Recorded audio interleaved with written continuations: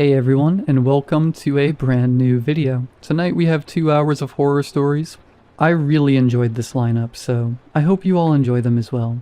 If you do, please be sure to drop a like rating. Let's see if we can reach 1,000 likes on this one. Dropping a like helps ensure more people see the content, but it does also just let me know I'm doing a good job. Subscribing if you are new is also very much appreciated. I post content just like this all of the time. I have almost 800 of these videos across the channel, so if you're at all interested, please be sure to subscribe, check out my other videos. There is endless content for you to listen to.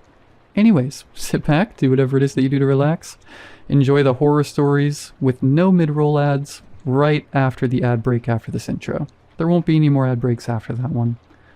And as always, I hope you all have a great night.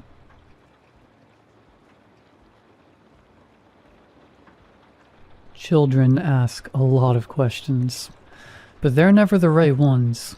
For example, when I was a kid, I never asked my parents why we had to live in the middle of the woods. I never asked why our neighbors lived so far away, or why none of them had children. And I never asked why we had to turn off all the lights before sundown. I never suspected something was off because my parents were smart about it. They treated the lights rule like it was normal. So I did too. They even made a game out of it. Every sundown, the three of us would race around the house, scrambling to see who could turn off the most light switches. What could have been a traumatic memory was transformed into whimsical fun. But you can only cheat the inevitable so many times. One night, Dad was working late. Mom lost track of time for some reason, and I was distracted by my bionicles. The setting sun didn't cross my mind until Dad burst through the front door in a panic. I looked up, startled by the sudden entrance, and saw the sky behind him was pitch dark. "Honey, turn off the lights," Dad barked as he dashed to the nearest light switch. My parents scrambled the house in a panic, but I stayed calm. Thinking about it now, their urgency should have frightened me, but I was naive and invested in my game, so I continued playing until the house went completely dark. Reluctantly accepting that it was time for bed, I gathered up my Lego warriors and put them where they wouldn't get stepped on. Once all of them were safely accounted for, I looked out a nearby window and noticed twin lights staring out of the trees. At first, I was scared, but as my eyes adjusted to the dark, I realized it was just some critter out for an evening stroll. I knew that animals roamed the woods at night, but I'd never seen one get that close to the house before. Overcome by childish excitement, I waved hello to it. It waved back. "Carson?" Dad hissed, doing his best to stay quiet. "Where you at, bud?" "Shh," I whispered back. "You'll scare it off." "What?" Dad bolted into the room, his footsteps a clumsy contrast to the stillness of the night. I looked away from the window to shush him. When I turned back, the thing was gone. "Never mind, Dad," I said with a shrug. "It ran away." Dad sighed in relief and picked me up. I felt his heartbeat thunder in his chest as he checked to make sure the window was shut. "Don't worry about it," he whispered in a strained voice. "Come on, let's get to bed." Mom and Dad had me sleep with them for some reason, but otherwise the rest of the night was completely normal. There was no cataclysm, no punishment for breaking the rules, no ominous sense of dread lingering over the house. Life continued on normally, unaffected by the night's mistake. My parents were nervous at first, but laughed it off after a week or two. They never suspected something was off because Mr. Pallywag was smart about it. I still remember the day Mr. Pallywag introduced himself. Mom had left me to my own devices again, so I went out to the backyard and invented some game to keep myself occupied. Whatever I'd come up with must have been good, because I was so absorbed in what I was doing. It took me a while to realize someone was watching me. For a while I pretended it was my imagination, but when I couldn't ignore the feeling of eyes peering out from the woods any longer, I stopped and scowled at the trees. Quit being weird, I shouted, my courage bolstered by youthful ignorance. Come on out. In response to my demands, a large bipedal creature shuffled out from the tree line. It was covered in a shaggy coat of gray fur, and its small dark eyes reminded me of a great white shark's. It would have been frightening, if not for the pork pie hat, lightly perched on top of its head. Between the hat and its spotless white gloves, it looked more like a cartoon character come to life than an animal. Hello, the creature said with a shy, friendly wave. Do you live here? Uh-huh. Oh, good. I'm your neighbor, Mr. Pallywag. Sorry it took so long for me to introduce myself. What's your name? Carson. It's a pleasure to meet you, Carson. Are your parents home? Mom is, so you should stay back. She doesn't like it when animals get too close to the house. Mr. Pallywag frowned, which made him look even more cartoonish. I couldn't help laughing at his expression. I don't see what's so funny. Mr. Pallywag huffed. I'm not an animal.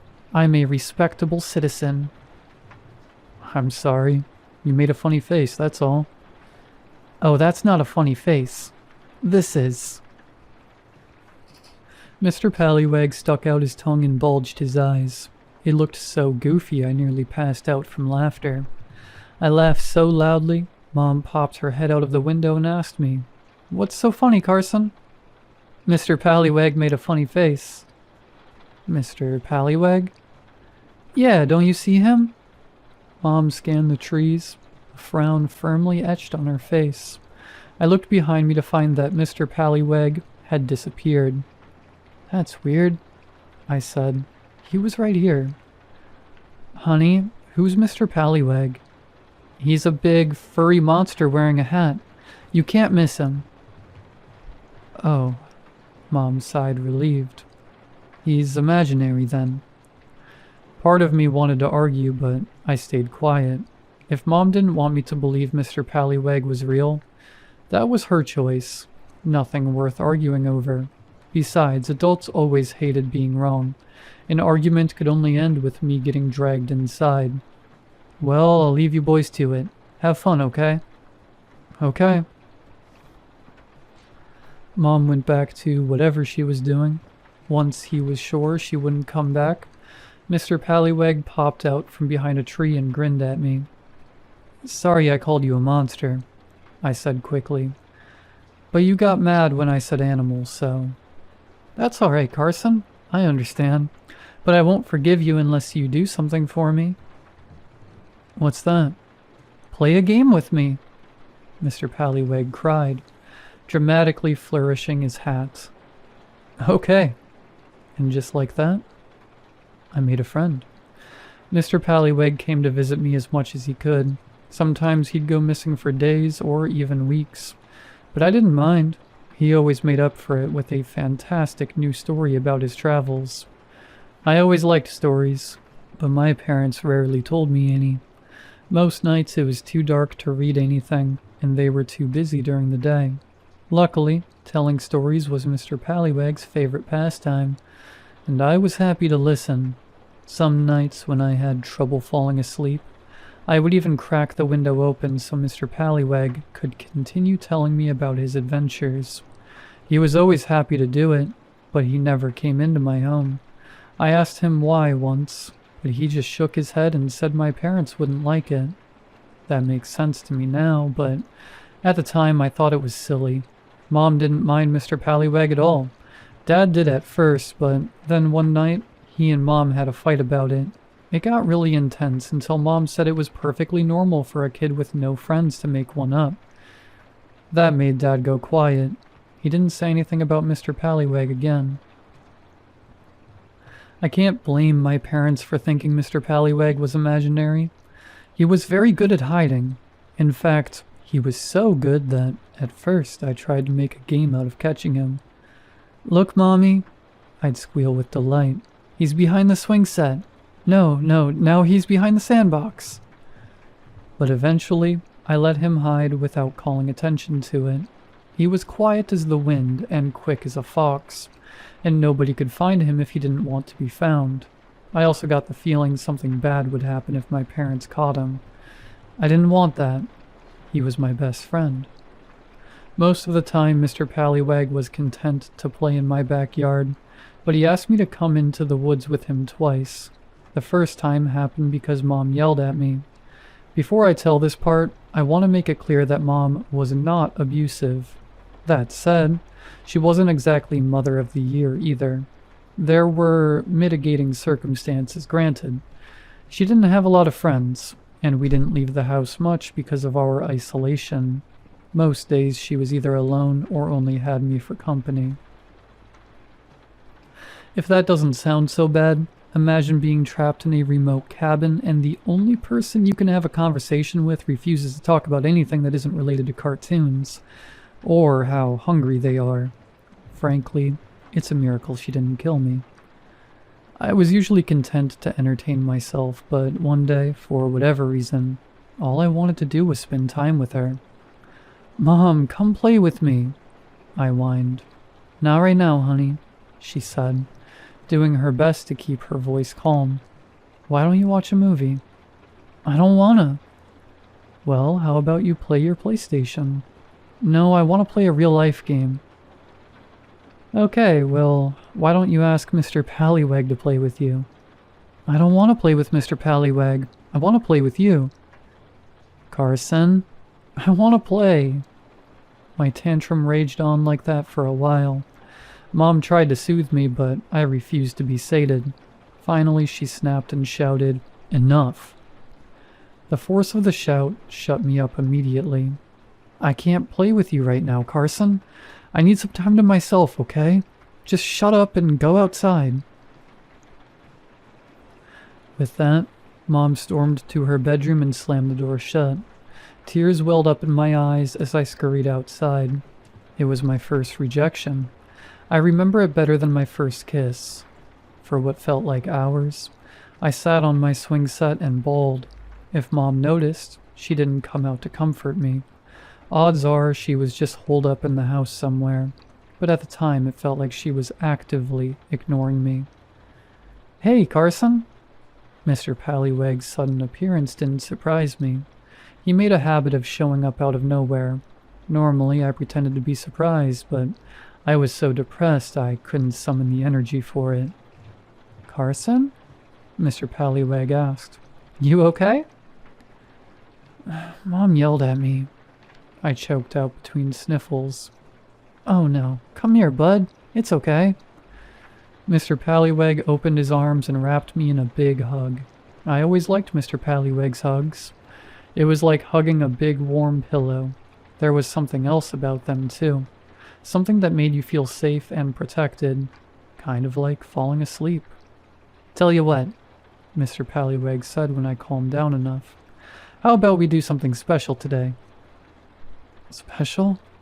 "Yeah, I'm going to show you the best spot in the entire forest." "I don't know. Mom and Dad said I can't go into the woods because it's dangerous." "That's not true," Mr. Pallywag replied as he patted my head. "They said you can't go in the woods alone. You're not alone if I'm with you, right? Besides, they won't even know you are gone if we're quick enough." For a moment I hesitated. I was a good kid. I always followed the rules. But Mr. Pallywag had a point. If I was with him, I wouldn't be alone, and I wanted to get back at Mom somehow. I could bend the rules a little. Just once. "Okay," I said, "but we have to be quick." "Deal." Mr. Pallywag took my hand and we walked into the woods together. It was a beautiful day. Birds chirped sonatas above us, and sunlight slipped through the cracks in the tree branches to cast macabre shadows on the ground. I made a game out of jumping from sunspot to sunspot. Mr. Pallywag thought it looked like fun, so he joined in as well. The two of us got so wrapped up in the game I almost forgot how upset I'd been. Almost. Eventually our route led us to a circular clearing. Mr. Pallywag strolled to the center of it and sat down with a great big sigh. I followed his lead and inspected my surroundings. The clearing felt peaceful, but there was something vaguely sad about it too. "This is my special spot, Carson," Mr. Pallyweg said. "What do you think?" "I like it, but what makes it so special?" "Well, this is where most of my friends decide to come to the party." "Party? What party?" "Why, only the greatest, most fantabulous party ever. There's cake, balloons, and games galore, and there's plenty of music and dancing." "And stories?" "Of course," Mr. Pallyweg laughed. "All the stories you could ever want." "That sounds nice," I said, trying to imagine it. "Are there other kids there?" "Oh yes, tons of kids." "Does everyone get along?" "Of course." "And nobody's left out?" "Nope." Good. We sat in silence for a while. I didn't mind. Silences felt okay with Mr. Pallyweg. Not like when Dad got quiet. That was usually a sign he was about to start lecturing me about how I didn't clean my room enough, or that I was spending too much time on the television or something. It wasn't like when Mom got quiet either. When she got quiet, it was because she was mad and didn't want us to know. It didn't work, though. I always knew. Something in the trees caught my attention. It was slowly swinging back and forth like the pendulum in my grandma's old clock. I watched it for a while, back and forth, but couldn't figure out what it was. Part of me wanted to take a closer look, but Mr. Pallyweg squeezed my shoulder before I had the chance. "Okay, Carson," he said. "It's time to go back now." "Oh, really? Can't we go to the party instead?" Mr. Pallyweg grinned. For the first time, I noticed how large his teeth were. They weren't sharp fangs or anything. They were just large. I had a sudden urge to run away, but I ignored it. "One day," Mr. Pallyweg said, taking my hand. "But not just yet." "Why not?" "You're not sad enough." I wasn't sure what Mr. Pallyweg meant, but I let him lead me away from the clearing without complaint. As we entered the woods, I glanced over my shoulder, hoping to get one last look at whatever was swaying back there. No luck. It was too well hidden by the foliage. "Let's race," Mr. Pallyweg said. "Last one there's a grounded swallow." Mr. Pallyweg let go of my hand and sprinted into the woods. I ran after him, the swinging object forgotten. When we got back, he stopped me and knelt down to my eye level. "One quick thing before you go," Mr. Pallyweg whispered. "Promise you won't tell your parents about my special place, okay?" "Why not?" "Well, it's not very special if everyone knows about it, right?" It made sense, but there was an icky feeling in my gut as I nodded and swore to keep it a secret. "Thanks, Carson. I'll see you later, okay?" I smiled and nodded again. Mr. Pallyweg grinned and gave me a big hug goodbye. I hugged him back and walked into the house. When I ambled into the kitchen, I found Mom crying at the kitchen table. "Mom?" "Carson!" Mom wailed. "Where were you?" She didn't let me answer before she scrambled over and wrapped me in a bone-crushing hug. "I'm fine, Mommy," I said, shocked. "I just went into the woods with Mr. Pallyweg." "Carson, what have I told you about going into the woods alone?" But I wasn't alone. Mr. Pallyweg was. "Mr. Pallyweg doesn't count. You're not allowed to leave the backyard unless you're with me or Daddy. Do you understand?" "But no buts. Honestly, what were you thinking?" "It was Mr. Pallyweg's idea. He said..." "I don't care what he said. I was worried sick about you." I thought about protesting more, but I didn't bother. There was no use fighting her. As promised, I didn't tell my parents about Mr. Pallyweg's secret spot. I didn't tell them about the party either. Something in my gut said they wouldn't like it. At some point, I went back to school, but the only thing I remember about it is getting bullied. I tried talking to the nicer kids about Mr. Pallyweg once. They didn't care. I stopped trying. Thinking back on it, nobody in my family had many friends. I guess that's why we all loved Uncle Dan so much. Uncle Dan was born in that backwater town and never quite managed to escape, but he didn't let it get to him. My parents liked him, and I was thrilled whenever he came over. He was no Mr. Pallywag, mind, but he was the closest anyone got. Unlike most adults, Uncle Dan took time to make sure I was feeling okay. He was a great listener, too, no matter what the topic was. He'd patiently allow me to ramble about it until I'd exhausted myself. If it was something bad, he'd offer sympathy or advice. I was just talking about Power Rangers or my latest video game. He'd run his fingers through his thick red beard and let out a low whistle of amazement. "Wow," he said in a tone implying I'd solved world hunger. "That is really something, kiddo. Thanks for sharing." When most people said stuff like that, I knew they were only saying it to humor me. Uncle Dan was special because I believed him. One time I asked Uncle Dan why he liked talking to me so much. He got real serious and said it reminded him of spending time with his daughter. I asked if I could meet her sometime. He got real quiet and shook his head. I didn't ask about her again. For some reason, the one thing I didn't tell Uncle Dan about was Mr. Pallywag. In fact, he might never have known if I hadn't shown him my drawing. It was just a crayon scribble of Mr. Pallywag waving hello, but I'd gotten the hat just right, and I was proud of my work. Obviously, the next time Uncle Dan came over, I made it a priority to show him my masterpiece.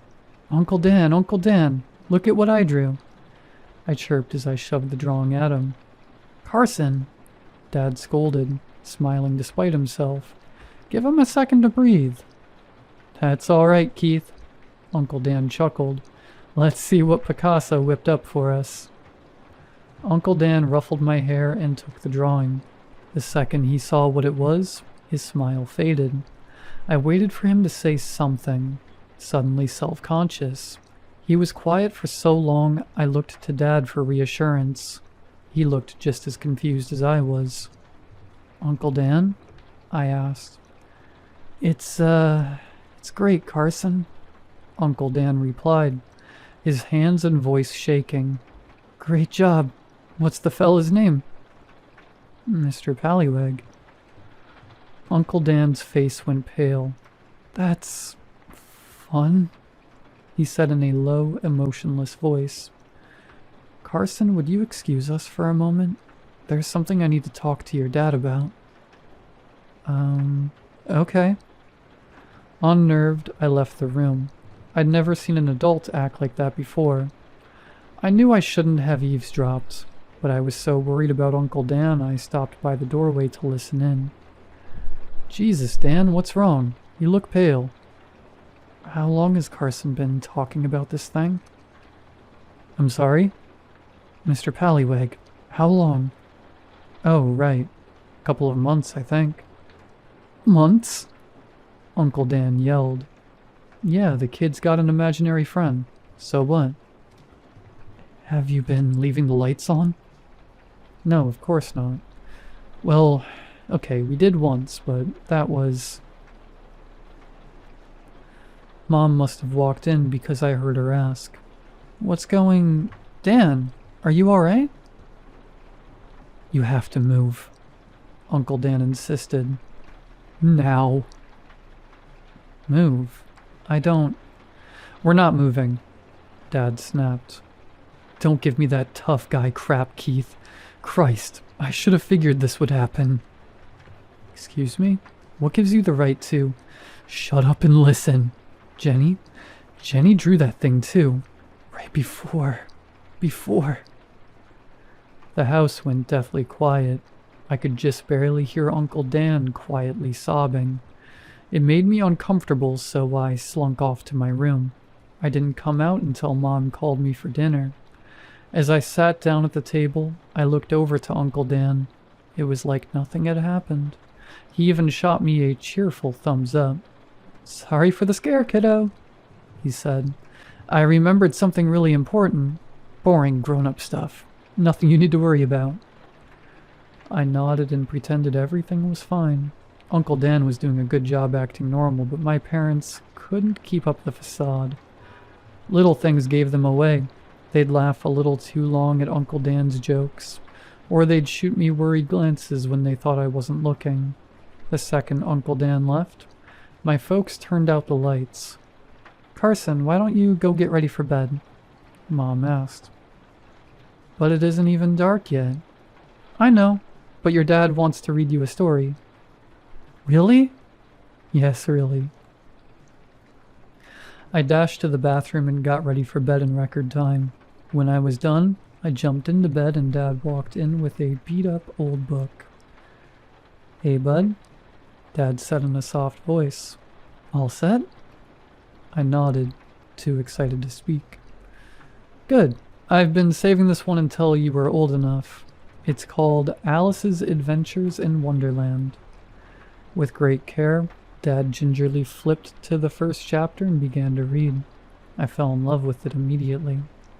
After finishing the chapter about poor old Bill the Lizard, Dad shut the book and smiled at me. "Well, liking it so far?" "Yeah, it kind of reminds me of Mr. Pallywig's stories." The corner of Dad's mouth flickered. "Oh yeah?" he asked. "Yeah, you do the voices better though." "Well, glad I've got that going for me." Suddenly Dad sniffed and wrapped me in a gigantic hug. That startled me. Dad wasn't opposed to hugging, but he rarely initiated. "Carson, you know Mom and I love you very much, right?" "Uh-huh." "And that we only want what's best for you, right?" "Uh-huh." "Okay, good." I hugged him back and we sat there for a while in uncomfortable silence. It might have been my imagination, but I swear I felt a tear drop onto the back of my neck. After what felt like forever, Dad sighed, let me go, and gently punched my shoulder. "Good night, kiddo," Dad said softly. "Love you." "Love you too, Dad." Dad smiled, turned out the light, and shut the door. I sat in bed and watched the sunset. I had a feeling something significant had happened, but I was too young to understand what it was. My parents were different after that night. Dad used to be content to spend weekends at home, but suddenly he wanted to spend every free moment away from the house. The nearest thing to do was an hour's drive away. But he didn't care. The longer the trip, the better. Mom changed too. She went from always wanting space to constantly occupying mine. If I was playing video games, she'd read her book on the couch nearby. If I was making something with my Lego sets, she would develop a keen interest in the construction effort.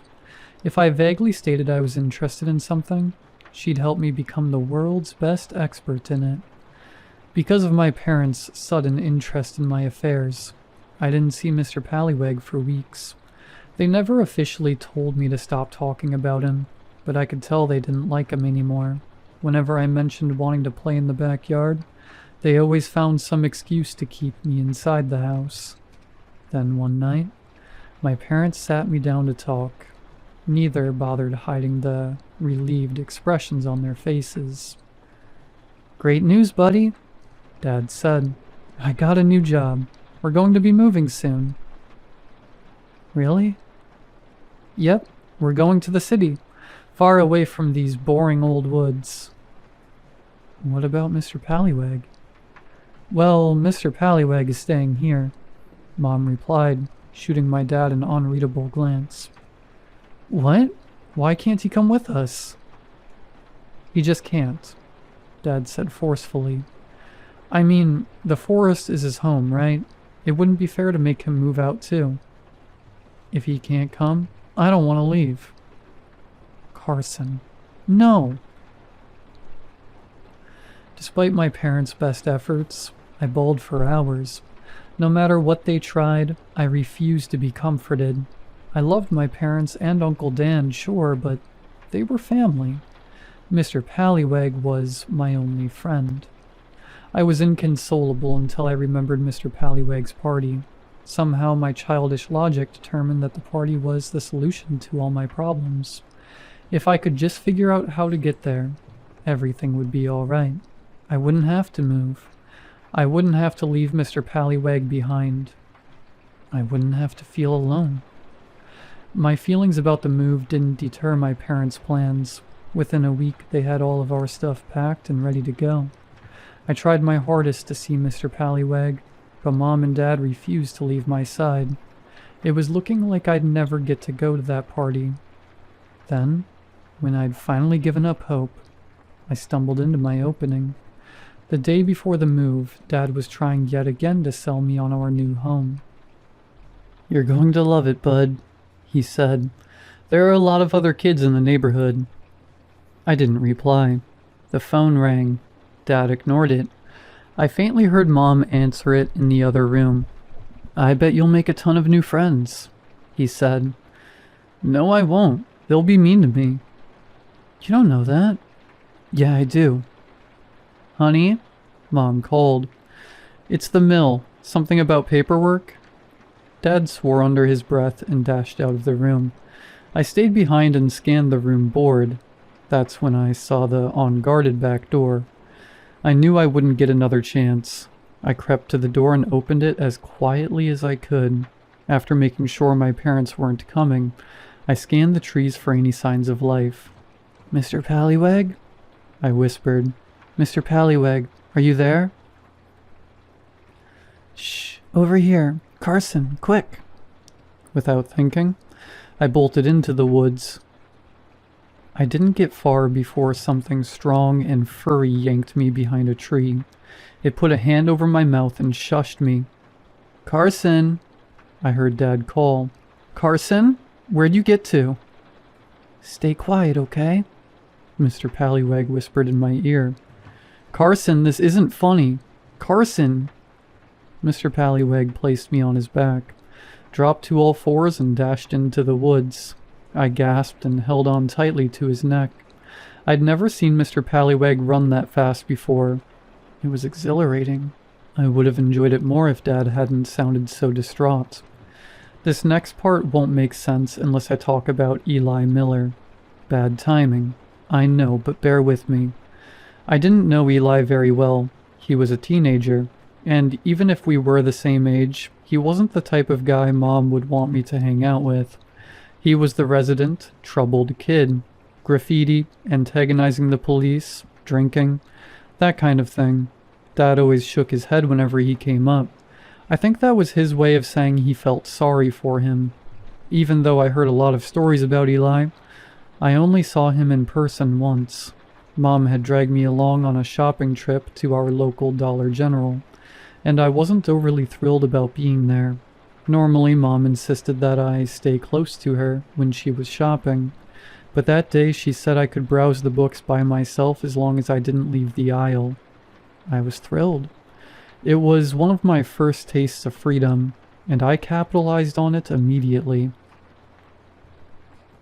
As I browsed through the scattered copies of Animorphs and Goosebumps, Eli strolled into the aisle without a care in the world. He whistled a tuneless song, picked a magazine off the shelf, and casually flipped through it. I was so low to the ground that he didn't notice me. Something about the way Eli flipped through the magazine made me stop and watch him with juvenile fascination. After a minute or two, Eli scanned the store. When he thought nobody was watching, he casually slipped the magazine into the inner pocket of his jacket. A perfect crime. That was when he caught me staring at him. He froze, his hand still clutching the stolen loot. I knew I should have called someone over, or told him off for stealing or something. Instead, I put a finger to my lips. Eli smirked, nodded at me, and walked away. He didn't get to the end of the aisle before he stopped and looked back at me. I kept my finger on my lips in silent assurance. A weird expression spread across his face. He rocked on the balls of his feet and kept glancing from me to the door. He was home free and he knew it. And yet... Eli shut his eyes and sighed. He removed the magazine from his pocket and put it back on the shelf. I cocked my head, confused. "Don't steal, kid," Eli whispered. I smiled at him and nodded. He shot me a wink and left the store. I never told anybody else about it, but that little encounter left a big impact on me. Weird as it sounds, Eli transformed into a sort of Robin Hood figure in my head, someone who understood right and wrong in a way stuffy adults don't. He was a living legend. A hero, maybe. That's why I was devastated when he killed himself. I never got the full story. From what I heard, the poor kid hung himself in the woods without leaving a note. It took a week for anyone to notice he'd gone missing. Took another 2 for somebody to find him. What hurt me most was the injustice of it. In all the stories I'd heard, dying alone in the woods was a fate reserved for villains. Eli deserved better. It wasn't fair. After Eli's death, I had a recurring nightmare. In it, I'd be walking alone in the woods. I could feel something watching me, but I couldn't see it because it was hidden by the trees. Eventually, I'd start running, but thick vines would lash around my throat and yank me off the forest floor. The vines would lift me off the ground by the neck. Higher, higher, and the higher I got, the harder it was to breathe. And I would choke and choke and choke until I finally woke up, panicking and screaming. I still have that nightmare sometimes. Mr. Pallywag didn't stop running until we reached his secret spot. I gave him a moment to catch his breath, then climbed off and wrapped him in a massive hug. "I missed you," I whispered. "I missed you too. I'm moving away tomorrow." "I know. I don't want to leave," I sniffled. "Can I go to the party instead?" There was a brief pause. "Oh, I don't know," Mr. Pallywag said with calculated indifference. "I'm sure you'd have much more fun living in your fancy new house in the city." "No, Mr. Pallywag, I don't want to move. I want to stay here with you." "More than anything?" I nodded. "More than anything in the whole wide world?" I nodded again and looked up to see Mr. Pallywag's expression. He was grinning, and there was a triumphant expression in his dark eyes. "Well, if you're absolutely sure," he said, "I guess I can arrange it, but there's a few things we have to do first." "Like what?" Mr. Pallywag pulled off his hat and rummaged around inside it. "Let me see. It's around here somewhere. Ah, there it is." With solemn dignity, Mr. Pallywag pulled a long, thick rope out of his hat. The rope kept going and going to the point where I laughed at how absurdly long it was. Mr. Pallywag laughed too, and ended the bit by dumping the rest onto the ground. Then, suddenly serious, he picked up one end of the rope and held it where I could see. "Watch carefully, Carson," he said. "You have to get this just right, or it won't work." I paid close attention as Mr. Pallywag slowly tied a knot with the rope. It wasn't very complicated. A couple simple moves, and he'd made a knot which left a big loop at the end. When he was done, Mr. Pallywag undid the knot and handed me the rope. "Easy, right? Now you try." Slowly I copied Mr. Pallywag's technique. My knot looked just like his when I was done. He took the rope and gave it a couple firm yanks. The knot held. "Great job, Carson. You're so smart. Now watch this." Mr. Pallywag held up the rope and snapped his fingers. To my amazement, the inside of the loop shimmered, blurred together, and rearranged into strange kaleidoscopic shapes. "Wow," I exclaimed. "Is that magic?" "Of course it is, Carson. Not only that, it's a portal that goes directly to the party. Here, have a look." Mr. Pallywag held out the rope and I leaned in closer to see. There was a large room on the other side of the portal. The room was brightly decorated and filled wall to wall with people. Most of them were kids. No sound came through the portal, but I could see people having animated conversations and laughing. What a party it was. It was everything I'd hoped it would be.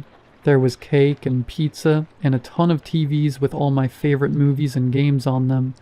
Everyone was having so much fun. I didn't see anyone who looked excluded or bullied or unwanted. It was like something out of a dream. A red-haired girl on the other side of the portal noticed me and enthusiastically waved hello. I waved back. The girl pointed me out to some of the other partygoers, and they all began beckoning me over.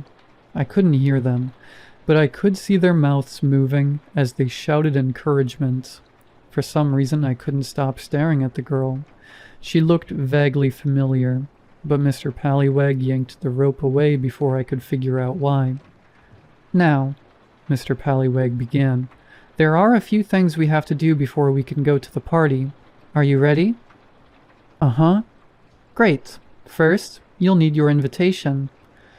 Mr. Pallywag cleared his throat, grinned a wide, toothy smile, and took a deep bow. "Carson, on the most momentous of days, I hereby offer you an exclusive invitation to the greatest party there ever is, was, or will be. Good for whenever, wherever, whatever, and forever. Do you accept?" I giggled and said, "Yes." A soft wind blew through the trees. Something changed. Something subtle. A muffled static in the air. A slight shift to the left. A delay so tiny, no one would ever notice.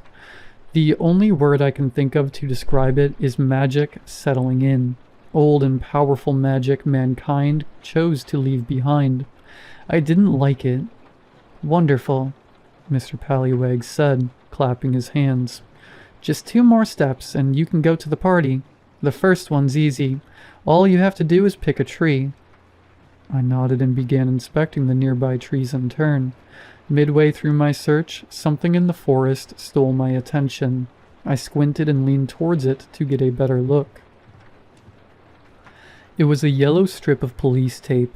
The strip blew gently in the breeze, tracing lazy shapes in the air. It marked the spot where I'd seen the swinging thing last time. I frowned and turned back to Mr. Pallywag.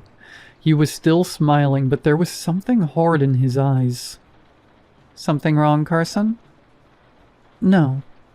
"Good. Which tree did you pick?" Despite a sudden sense of unease, I pointed at my tree. Mr. Pallywag walked me over to it and positioned me under one of the branches.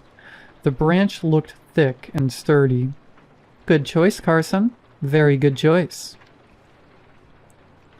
Mr. Pallywag nodded in approval and showed me the portal again. The red-haired girl was there waiting for me. She shot me a huge, sincere smile and held up a slice of cake. It was my favorite. A corner piece of red velvet with tons of icing. The icing had even been lathered into a big letter C, just for me. "Hey, Mr. Pallywag," I said, unable to contain my curiosity. "Who's that girl?" "Oh, that's Jenny. She's a very good friend of mine. Do you two know each other?" The name was familiar, but I couldn't place it. I shook my head. "Well, you'll get to know each other soon enough. Just one last step, and you'll be at the party." "What is it?" "It's very easy. Just put your head through the loop and close your eyes real tight." An intense, shaky feeling shot through my body. I took an involuntary step back. "What's wrong?" Mr. Pallywag asked. "Everyone's waiting. See?" His smile didn't waver as he pointed at the portal. All of the partygoers were gathered in a big crowd. They were clapping and chanting something. I couldn't hear them, but I knew it was my name. I instinctively scanned their faces. It didn't take me long to find the one I was looking for. When he caught me looking at him, he held a finger to his lips and winked. Eli. I felt the blood drain from my face as I backed away from the rope. Mr. Pallywag chuckled. "It's okay, Carson," he said, his voice as friendly as ever. "I won't lie, it's scary at first, but don't worry. When it's done, you get to stay at the party forever. Just you, me, and all of our friends. Doesn't that sound fun?" Mr. Pallywag's grin widened. I'd never realized how big he was before. about the size of a grizzly bear, maybe even bigger. I wanted to run, but I'd seen how fast he was. There was no way I'd be able to get away from him. I thought about the night Dad read me Alice, about the long hug he gave me, and the tear rolling down my cheek. With as much courage as I could muster, I shook my head. I don't want to go to the party anymore. Don't be silly, Carson. Everyone wants to go to the party. I don't. Carson? I shook my head again. Mr. Pallywag stopped smiling. Did you know I could see the future, Carson? He asked in a low growl. I saw yours the moment I met you. Want to know what I saw? No. It's so awful it makes me want to cry, he said, his mouth contorting into a massive frown. You're always a little bit different, a little bit off. People don't notice it at first, but they always find out. And when they do, they abandon you. Shut up. You're lying. No, I'm not, Mr. Pallywag droned, an annoyed teacher lecturing his student. You're going to end up all alone, Carson. No lovers, no friends. Eventually, you won't even have a family. No mommy or daddy or Uncle Dan. Nothing but a slow, depressing slide into endless misery. Shut up, shut up, shut up. Don't fight it, Carson. You already know I'm right. Something rustled in the woods. Dad's panicked voice echoed out soon after. Carson, Carson, where are you? The corner of Mr. Pallywag's mouth flickered. I started to yell, but Mr. Pallywag was on me in a flash. I closed my eyes and waited for the rope to close around my neck. To my surprise, Mr. Pallywag just clasped his hand over his mouth. When I opened my eyes, he was grinning at me again. You already accepted the invitation, he said. Just follow the steps when you change your mind. I nodded, too afraid to do anything else. Mr. Pallywag chuckled, uncovered my mouth, and walked away. Goodbye, Carson. See you soon. In the blink of an eye, Mr. Pallywag was gone. Dad burst out of the trees moments later. When he saw me, he nearly bowled me over and wrapped me in a hug so tight, I thought my spine would snap. Thank God, Dad kept whispering. Thank you, God. Thank you. I didn't say anything. Dad took me home. Mom held me close, and none of us ever discussed the incident again. We were too relieved to jinx the miracle. The move went as planned. I never went back to those woods again. I did my best to move on, tried to make friends, even attempted dating a few times. But so far, Mr. Pallywag's been right. Nobody stays. My parents are still alive, but we don't talk much anymore. Uncle Dan's dead. I talk to my coworkers a little, but I'm basically alone. Sometimes on really bad nights, I pull out some rope and tie that special knot. I let the loop shimmer, peek through the portal, and watch the party. More people join every year. Jenny and Eli are still there. They haven't aged a day. They look happy. Mr. Pallywag is there too, of course. He always knows when I'm watching. He stops what he's doing, looks me in the eye, and waves at me. I wave back. When he knows he has my full attention, he claps his hands and leads his guests in a mad dance. He whirls among them, hat in hand, dancing and singing and laughing. The party guests follow along, delirious with glee. I've tried to find a flaw with the party, an ulterior motive, or a sign that it's part of some sinister master plan. The problem is, it's perfect. Nobody disappears. Nobody's in pain. There's nothing there but fun and games and acceptance and love. Even though it's hard, I don't want to give up. I tell myself stories where I'm the hero, and no matter how dark it gets, I have to live. It's worked for a while, but every year gets harder, and deep down, I'm scared Mr. Pallywag was right. It's not if I go to the party, it's when.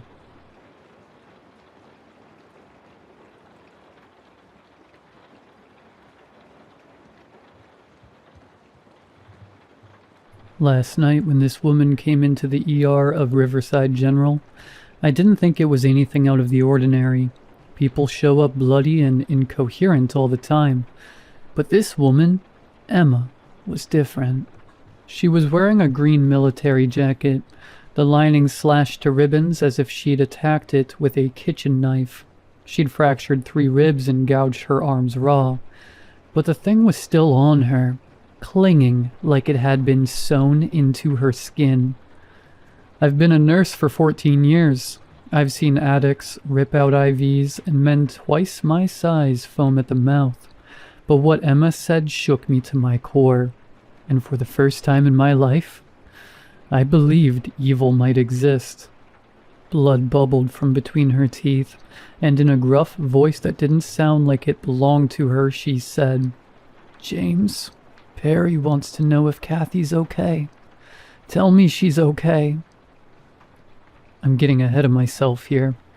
I haven't slept in over 24 hours, so you can understand. Roughly a year ago, I was working the graveyard shift. It was 3:15 in the morning, and the doors of the ER flew open.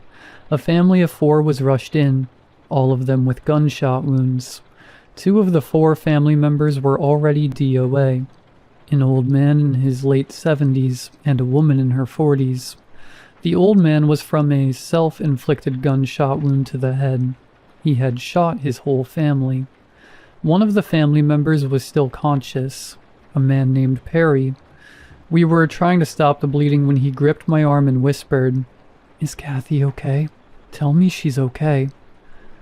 Kathy was Perry's wife, and she was already gone. None of the family members lived. No one but me, Perry, and the other medical professionals in the room that morning know that he asked me that, and Perry died 30 seconds after I lied and told him she was going to make it.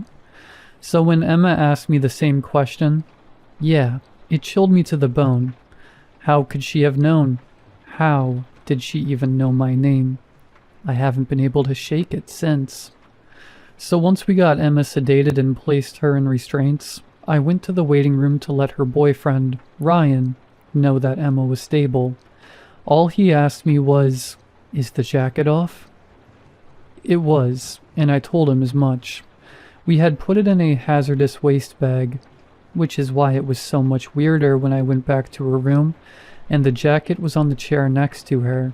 Its sleeve brushed my arm as I stepped closer, sticky with dried blood. I couldn't imagine any of the hospital staff would put a bloody jacket back in the room. It didn't make any sense. That's when I noticed Emma's eyes were open, like she was staring into my soul. "Tell me what happened to Kathy, James." Her voice gruff again. "How do you know about that?" I asked her. Her eyes closed and she fell back asleep. I moved through the halls asking anyone and everyone on staff who had put the jacket back in Emma's room, but no one seemed to know what I was talking about. It got to the point where I started getting strange looks. One of my colleagues asked if I was feeling okay. I wasn't. I'm still not. I went back to the room and the jacket was gone. So then I checked the storage room. The jacket back in the hazardous waste bag. I have no clue how it got there. I was afraid I was losing it. I was told to go home and get some rest. I didn't want to. I needed to figure out what the hell was going on, but I was basically forced to leave. I went back home. I had a couple drinks. Think I just needed to relax. But I stayed up all night, with thoughts of Emma and Perry. I couldn't understand how they were connected. It was proof of an afterlife. I'd seen people die over and over, and now it felt like evidence that we didn't simply cease to exist. That maybe the people I loved, someone I'd lost, might not be gone forever. My mind infected. Which is why I decided to go to the house where Perry and his family were murdered. The house had sat vacant since the murders, which made it easy to slip in through the back. I used the butt of a flashlight and a rag to smash a small pane in the back door. When I first entered, I felt a shift. Even with the morning light sneaking through the windows, it was dark. My chest got tight. I told myself it was because I knew what had happened in this home. I walked through the living room. The floorboards creaked every other step. I was climbing the stairs to the second level when I suddenly smelled something metallic. It made my stomach twist. It was the scent of blood flooding my nostrils. Then Perry stumbled through the foyer below, bleeding profusely. In an instant he vanished, and then gunshots rang out. I sprinted up the stairs as quickly as I could, my hearing fuzzy. It felt like ice was rushing through my veins, and before I knew it, I had ducked inside a bedroom down the hallway. I'm not exactly sure how long I had been sitting in the darkened room when the closet door across from me slowly swung all the way open. It came to a stop when it bumped gently up against the wall. I could only see children's clothes hanging inside. A soft voice from inside the closet said, "Hey, come here." Then a child's pale arm protruded out from between the hanging clothes and waved me towards the closet. There was no way I was going over there. The child whispered again, "We need to hide. Grandpa's acting weird." I was terrified, both by what he said, but also the thought of moving toward the closet. I came to the house for answers, though, so I went over to the closet. I stopped right in front of it. I couldn't see past the clothes. They prevented me from seeing anything beyond them. I could either leave or wonder forever what I would find out. So I parted the hanging fabrics and crawled inside. I didn't see the boy. I looked behind me, to my left, right. "Hello?" I said quietly. He wasn't there. The hair stood up all over my body. I took out my phone and turned on the flashlight, and the boy appeared out of thin air, covering the light with his hand. "No," he hissed. There I sat, face to face with a ghost. "When's my mom coming back? She said we would leave after dinner." His big eyes looking up at me, I realized he was scared. "Do you know a woman named Hannah?" I asked him. The look on his face shifted. His fear vanished, replaced by a strange recognition. "You know who I'm talking about, don't you?" He stayed silent. I could tell he knew something. "She was my wife." I can't tell you how badly I wanted him to say something, and I think he was about to. Then he heard furious footsteps pounding up the stairs from below, and I snapped back to being scared. "Shh." He cut me off with a harsh whisper. He backed himself further into the closet, hiding as best as he could. His bedroom door flung open and smacked into the wall. I could barely see out from behind the clothes, but I had a sliver of a vantage point and caught sight of someone walking in. "Joshua?" An old man's voice called out. I heard a rifle being cocked. I couldn't see him anymore, but I could hear his footsteps. It felt like forever, but must have only been a few seconds when he moved back into my line of sight. He turned slowly toward the closet. "Joshua, are you in there?" He walked over to us methodically. I could hear my heartbeat, thumping like a freight train.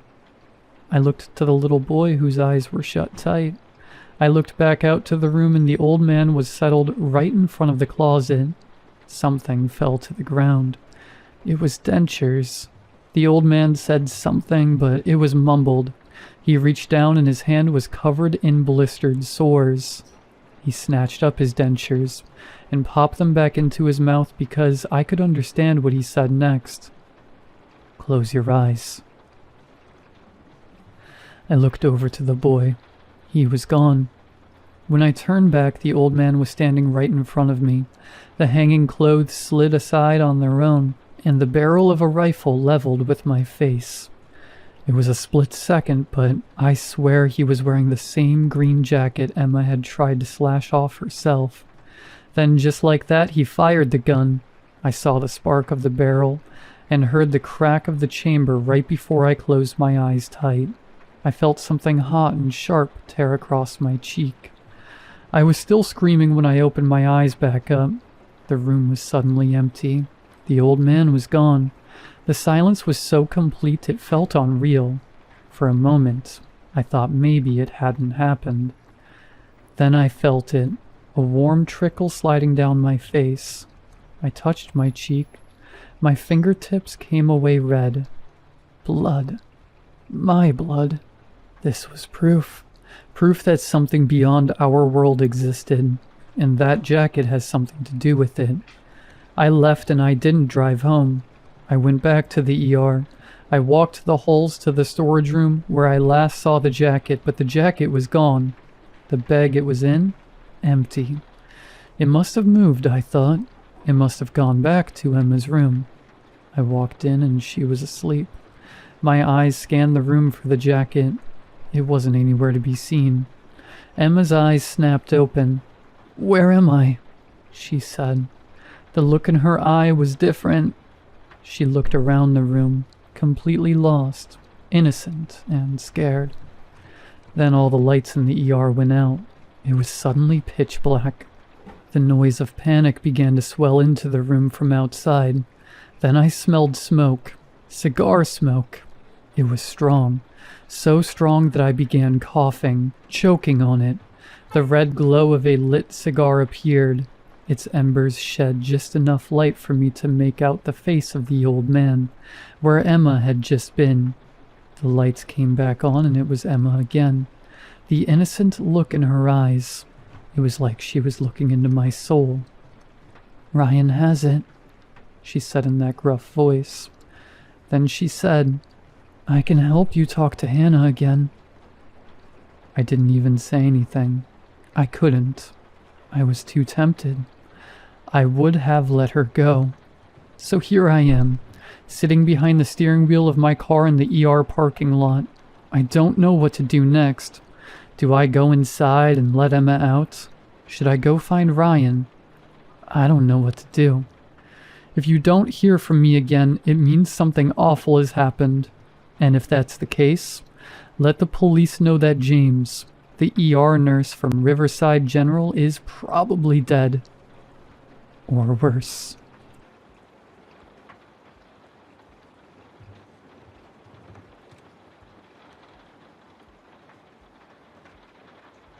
The blizzard was supposed to last 2 days. Then 2 became 3. Then I was on day 4, holed up in my cabin. The only thing I could see outside was the snow, a white, shifting void that obscured the rest of the mountain range. I looked for the stars out of habit, but they were gone, buried behind layers of storm. The sky was black, thick with cloud and snow and the night. The tree line, usually clear, was faint now. A smudge of darkness barely separated nature from the cabin. The thick snow blurred the edges, turning trees into shadows that shifted with the wind. What had once been a sharp, familiar boundary was now lost in the white of the snow and darkness of the night. I was ready, at least. Before the storm hit, I'd driven down the mountain to the nearby town to stock up on supplies, like I always do. I filled my good old F-150 with food, water, and anything else I might need to ride out the worst of it. Back at the clearing off the cabin, I chopped firewood. I've already got enough stacked to last through a second ice age, but it gives me something to do, something to break up the quiet. All aspects of it, the rhythmic thunk of the axe hitting wood, the smell of fresh pine, the way the pile grows bigger with every swing. It all keeps me from thinking too much. I don't get visitors.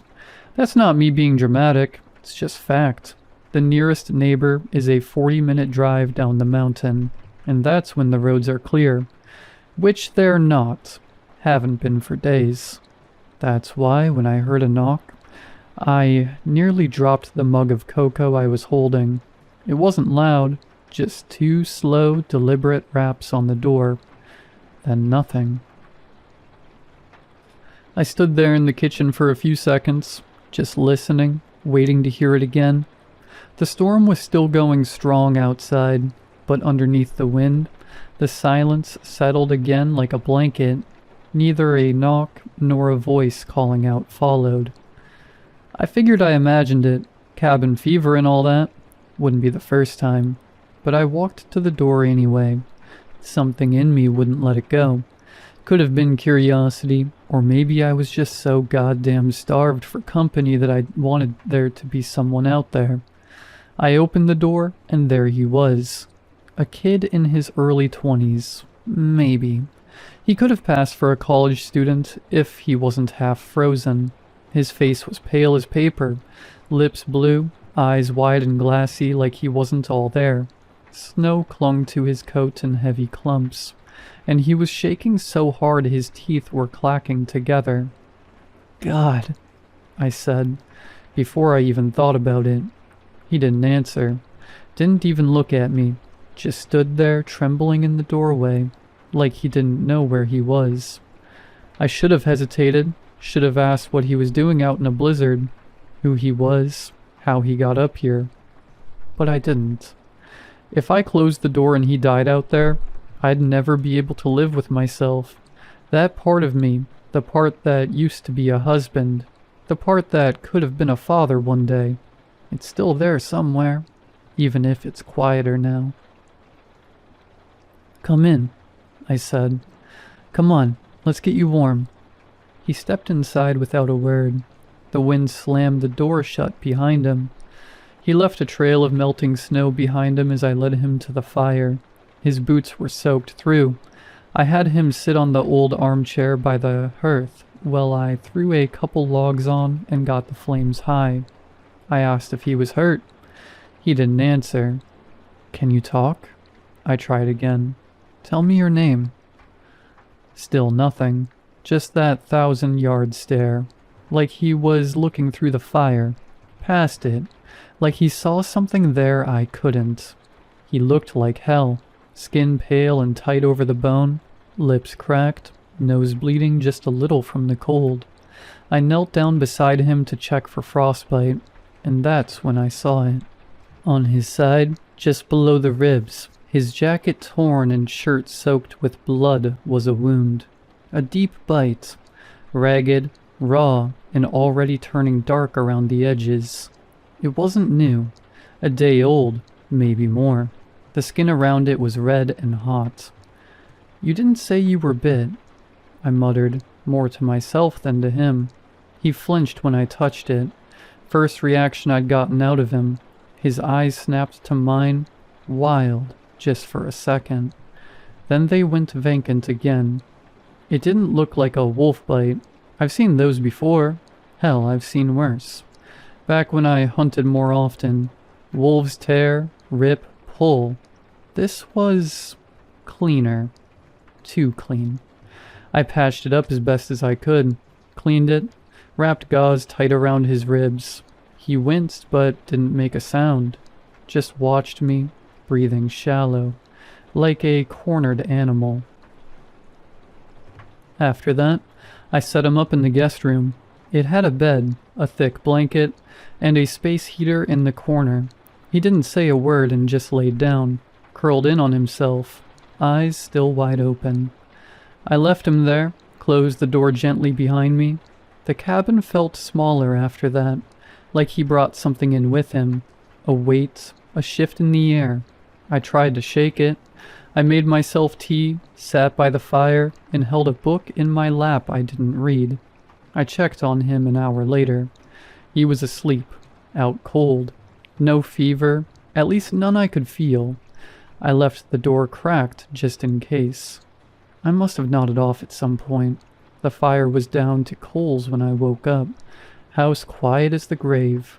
I could hear the wind screaming against the windows. The old trees creaking out front, but nothing inside. No footsteps, no coughing, no movement from the guest room. I was just about to check again when I heard the floorboard creak. He was standing in the hall, just watching me. "Fuck," I said, nearly spilling my tea. He blinked slow, looked around like he wasn't sure where he was. "Sorry," he said. Voice hoarse, dry. Didn't mean to scare you. It's all right, I said. You're lucky to be alive. What the hell were you doing up here? He scratched at his bandage. Hiking, he said. With my girlfriend Emma. I waited. We were camping in the woods. Yesterday. No, a few nights before. Got caught in the storm. Thought we'd hunker down. Ride it out. He stopped. His jaw tightened. We heard something, he said, outside the tent. I thought it was wolves. Big ones. We stayed quiet. Didn't move. But it didn't matter. They tore through the side. He swallowed hard, eyes wet now but not crying. I ran. I didn't even see what they looked like.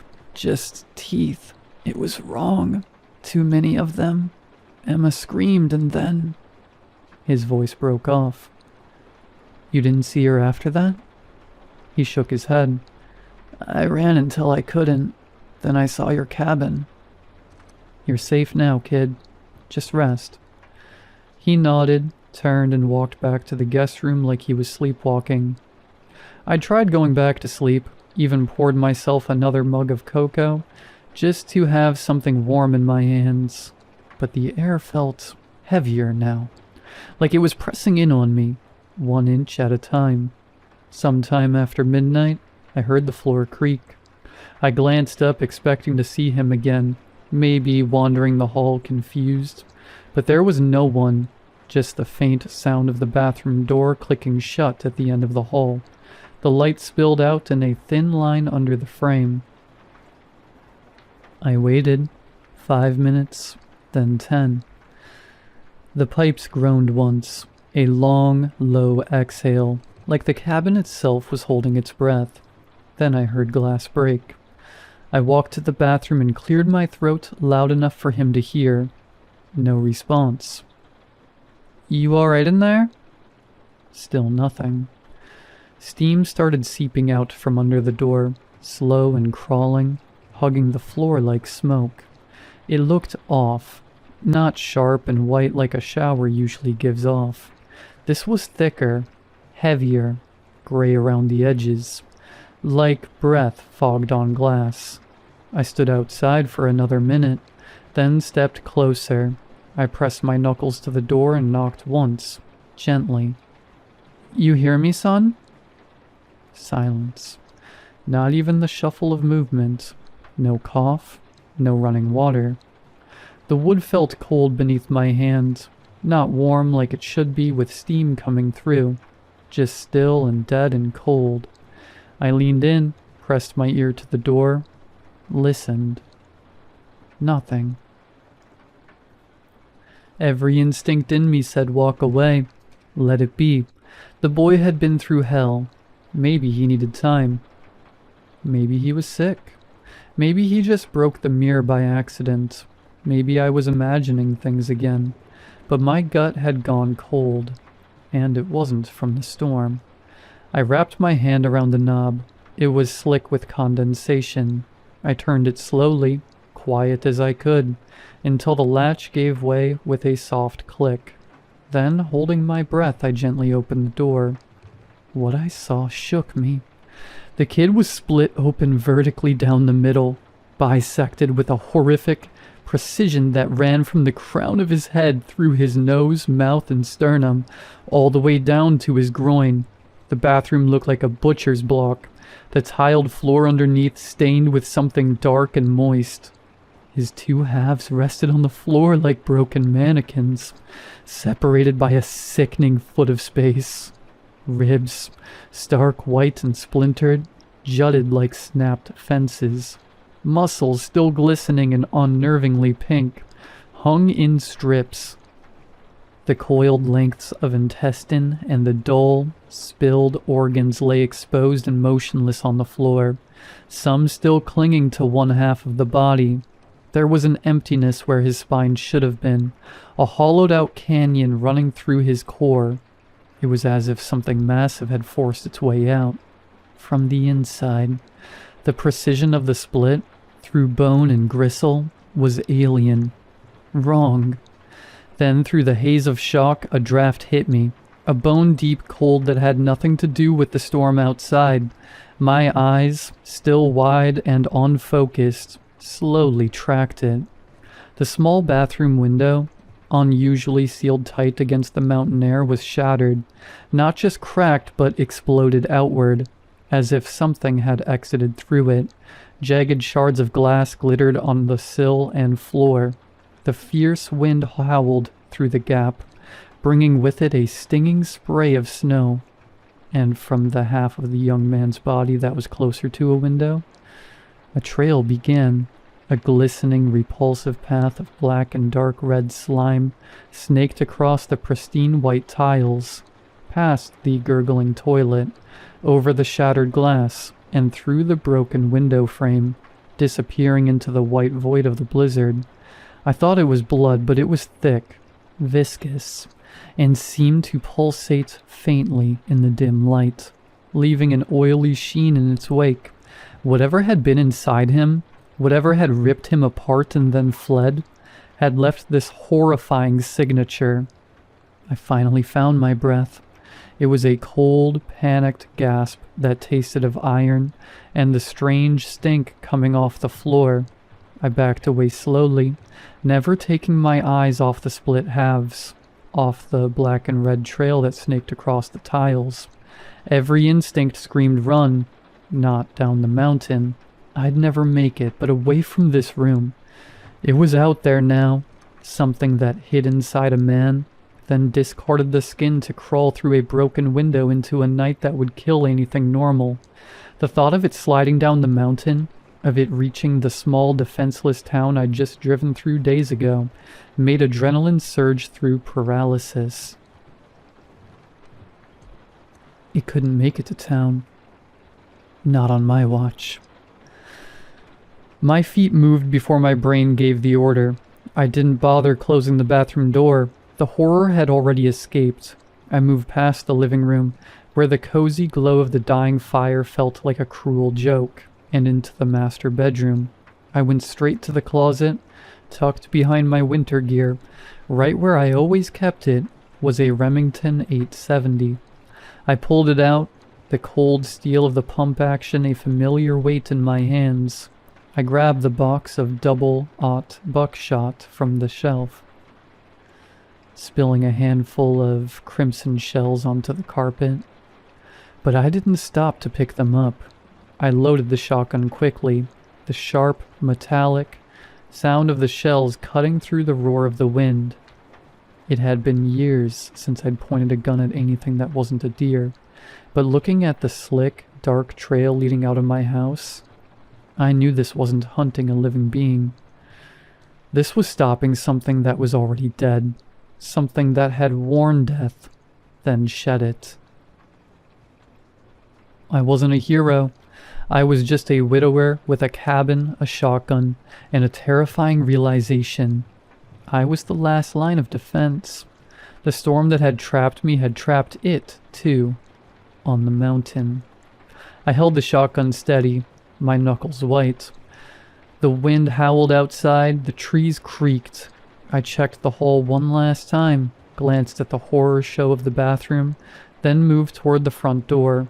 There was no plan. There was only the gun in my hands, worry in my heart, and the knowledge that something sinister was crawling through the snow toward civilization. I flipped the deadbolt and hit the door with my shoulder. The wind was a physical blow, a sudden, blinding white sheet that stole my breath and stung my eyes. The roar of the storm swallowed the world around. It was a complete whiteout. My eyes searched frantically for the trail. The front porch was already buried under a fresh dirt, but I knelt down, shielding my face against the immediate sting of the snow. There it was, still outside the bathroom window on the other side of the perimeter. The oily black and crimson slime was already freezing, but it hadn't been buried yet. It was distinct, lying on the otherwise clean snow like spilled ink. It didn't just drip. It looked like something had slithered. I followed it, sinking immediately into the drifts up to my knees. The air was so cold it burned my lungs. I kept the Remington high. Its barrel was a dark, steady presence against the blinding white. The trail, glowing in width as I followed it, led past the woodpile and headed directly for the tree line. The trees themselves were black specters against the night, swaying and groaning under the weight of the snow. I fought against the resistance of the deep snow, pushing myself faster, driven by the metallic reek of the slime that, even in the freezing air, seemed to linger. I was maybe 20 yards from the cabin, battling a sudden, heavy gust, when I saw it. At first I thought it was a buck driven mad by the storm. It was easily that size, low to the ground, its dark shape barely discernible in the whirling vortex of snow where the cabin's clearing met the forest edge. But it didn't move like a deer. It didn't trot or bound. It scuttled. It was hunkered down, its massive body creating a brief moment of stillness in the blizzard, a small black shadow against the white fury. I stopped dead, sinking deeper into the drift. I raised the shotgun, pushing the safety off with a dry click. Through the shifting veil of snow, I strained to make out details, and the details I found were strange. It was hairy, thick black fur, matted and clotted. The fur was plastered down in clumps, matted thick with the same crimson slime that lined the floor of my bathroom.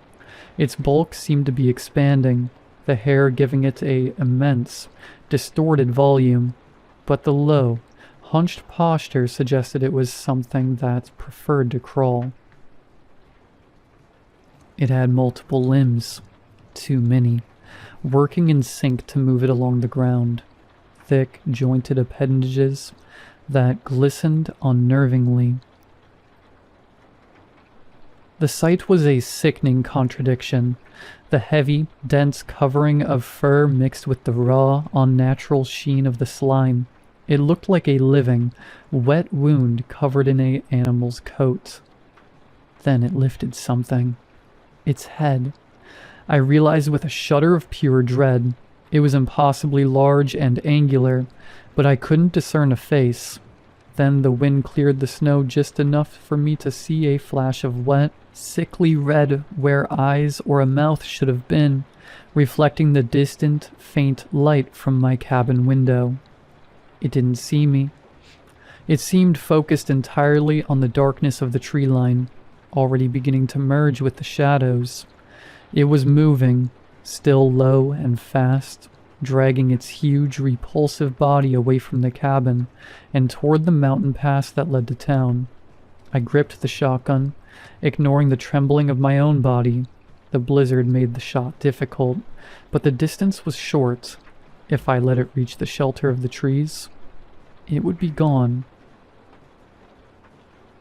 I took the slack out of the trigger. There was no hesitation left in me, just the immediate, primal need to stop this monstrosity before it vanished. I squeezed the trigger. The sound of the Remington going off was deafening, a violent boom that shattered the stillness of the storm. The flash of the muzzle momentarily burned the image of the creature into my retina.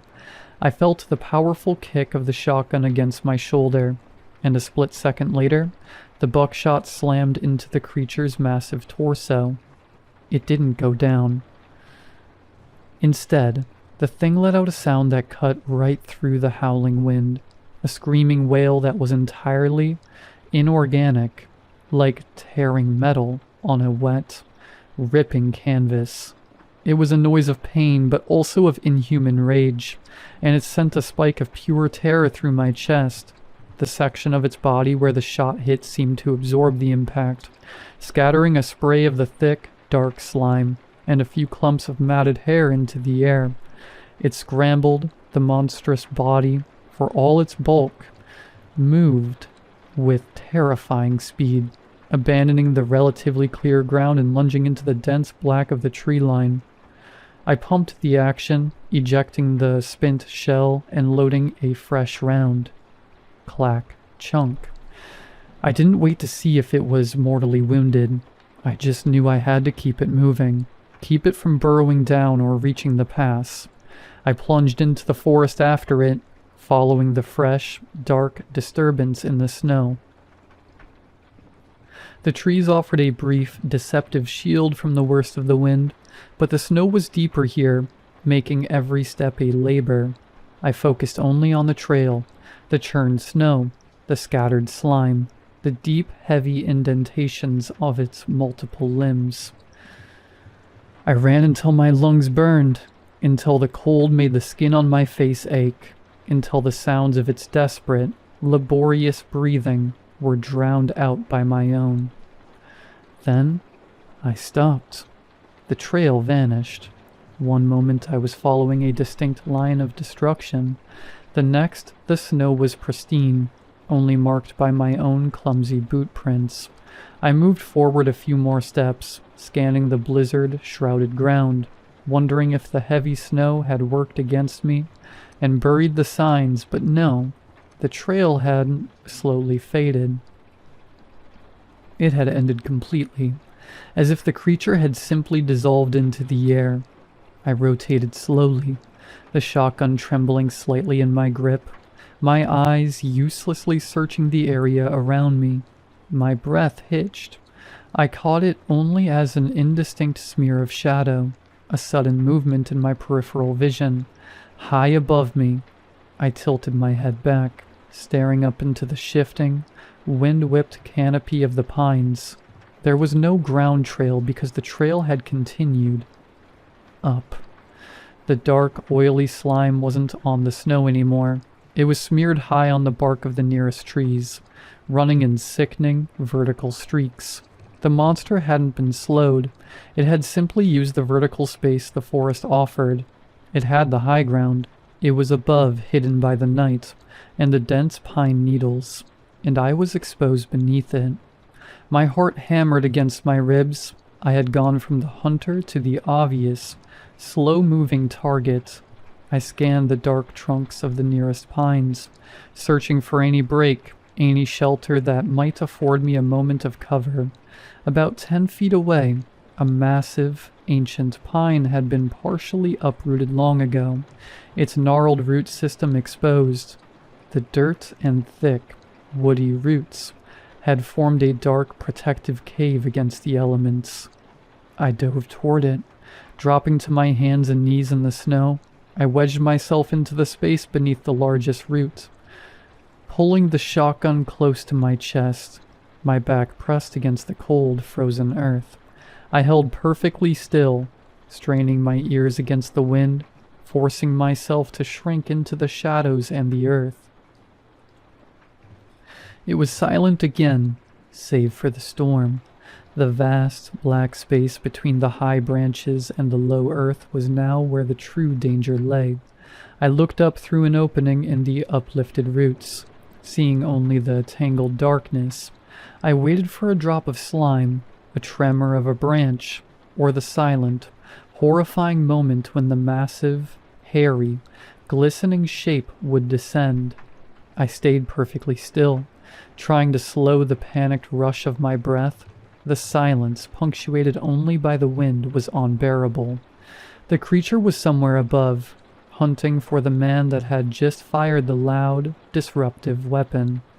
Then the snow began to sift down, not from the storm, but from the branches above. Chunks fell, followed by a sudden, heavy thud just yards away. It had dropped. The creature was on the ground again, but now it wasn't scrambling away. It was waddling, a fast, deliberate, low-to-the-earth movement, like a massive, glistening insect trying to appear harmless. Its bulk seemed even more immense, now that it was no longer distorted by the heights, and I could hear the wet, squelching sound of its many appendages on the snow. It moved slowly into the small clearing around my hiding spot. I was pressed so tightly against the frozen roots that the wood dug painfully into my spine, but I didn't dare flinch. I had already positioned the Remington. My shooting hand gripped the trigger. The barrel angled slightly up and out toward the opening of the root cave. resting against the snow-covered ground. The creature's movement was erratic, darting toward the tree line one moment, then pulling back. Why hasn't it found me? Then I realized it wasn't looking for me. Its massive, misshapen head was constantly sniffing the air, lifting and twisting with jerky movements. The air was thick with the howling blizzard and the scent of damp pine and frozen earth. The storm was masking my scent. The wind and the heavy, blowing snow were scattering and nullifying my presence, covering the fresh trace of gunpowder and adrenaline. I was lucky. The storm had become my unintentional ally. After a few minutes, the sniffing paid off, the waddling ceased, and its massive, slimy, hairy form turned directly toward my root cave. It approached the gap between the thick roots, filling the dark space with its bulk. It was so close I could feel the minute vibrations of its weight disturbing the ground. And then, its head lowered. The snow cleared just long enough for me to see the details I hadn't been able to discern in the blizzard. Its head was roughly the size of a buck or moose skull, but hideously wrong. The bone structure was too broad, too blunt. It had no discernible eyes, just wide swaths of slick, wet flesh the color of old blood. It wasn't just fur that covered it. Its thick, dark hair was matted with the slime, forming a repulsive, heavy mane. Interspersed within this mane was a horrifying number of short, glistening, leech-like appendages that writhed slightly in the cold air, tasting and searching. Then, it was inches from my face. I could smell the metallic stench of the black slime mixed with the sour, coppery odor of raw meat. I was looking into the mouth of the nightmare that had walked out of a man. One of the slick, worm-like appendages darted out, brushing against the tip of my nose. In that instant, it knew. The thing recoiled slightly, its large, blunt head drawing back, the wet flesh of its face tightening into an expression of immediate, primal recognition. The meal was found, the obstacle identified. It was about to strike. I didn't let it. I drove the barrel of the Remington up and sideways, the muzzle nearly touching the side of its monstrous head. The blast was muffled and wet, an awful, contained thunder. The buckshot tore into the creature's skull from below and the thing erupted, a horrifying geyser of black slime, wet fur, and bone fragments sprayed into the roots above me. The creature shuddered once, a massive, muscular tremor, before its great weight collapsed. It didn't fall on me, thankfully, but it landed directly outside my hiding spot, its massive body completely blocking the entrance. I lowered the shotgun, the noise of the ringing in my ears louder than the wind. I was trapped beneath a mountain of steaming, reeking horror. The ringing in my ears faded slowly, replaced by the sickening sound of hot, wet matter sizzling on frozen snow. I was entombed.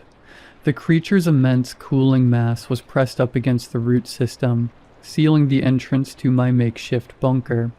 I could hear the wind now, muffled by the sheer volume of dead, hairy flesh. I lowered the hammer on the shotgun slowly, my entire body shaking with a delayed, violent reaction. The smell was overwhelming now, a blast of copper, sulfur, and the sour stink of the creature's slime. The muzzle of the Remington was coated in gore. I had to get out. If the blizzard kept up, I'd be trapped here beneath a rotting carcass until the spring melt. I shoved the shotgun's barrel against the creature's flank, testing the weight. No movement.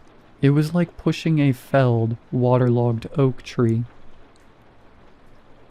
I shifted my weight, reaching with my free hand, and finally found the edge of the root that had protected me.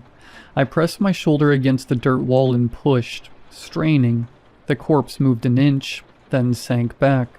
I had to try a different way. I turned the shotgun around and used the thick, heavy butt of the stock to scrape away the dirt and packed snow behind me, burrowing deeper into the root system.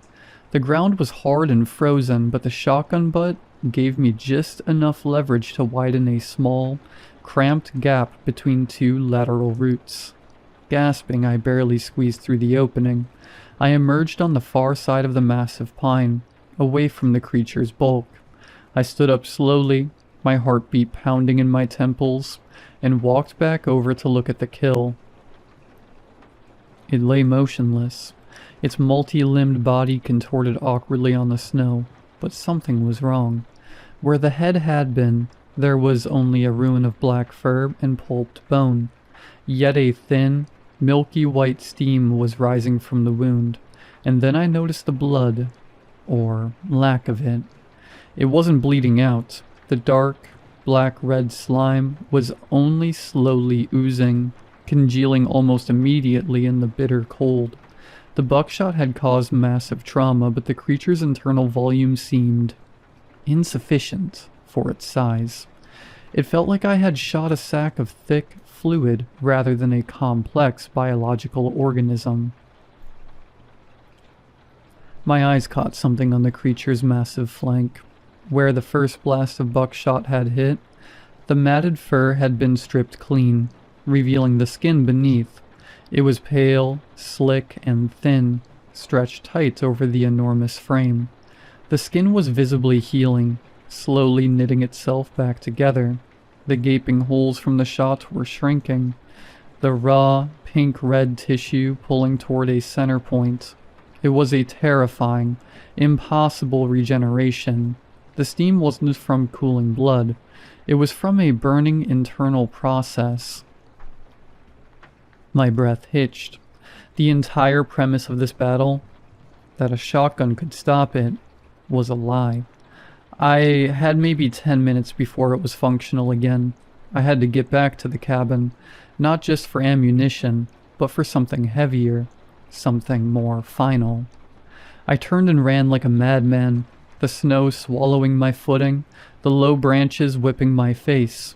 The familiar trek back to the cabin was a blur of white and black, driven by the cold fear that the monster would simply stand up behind me. I burst through the door, slamming it shut and throwing the deadbolt.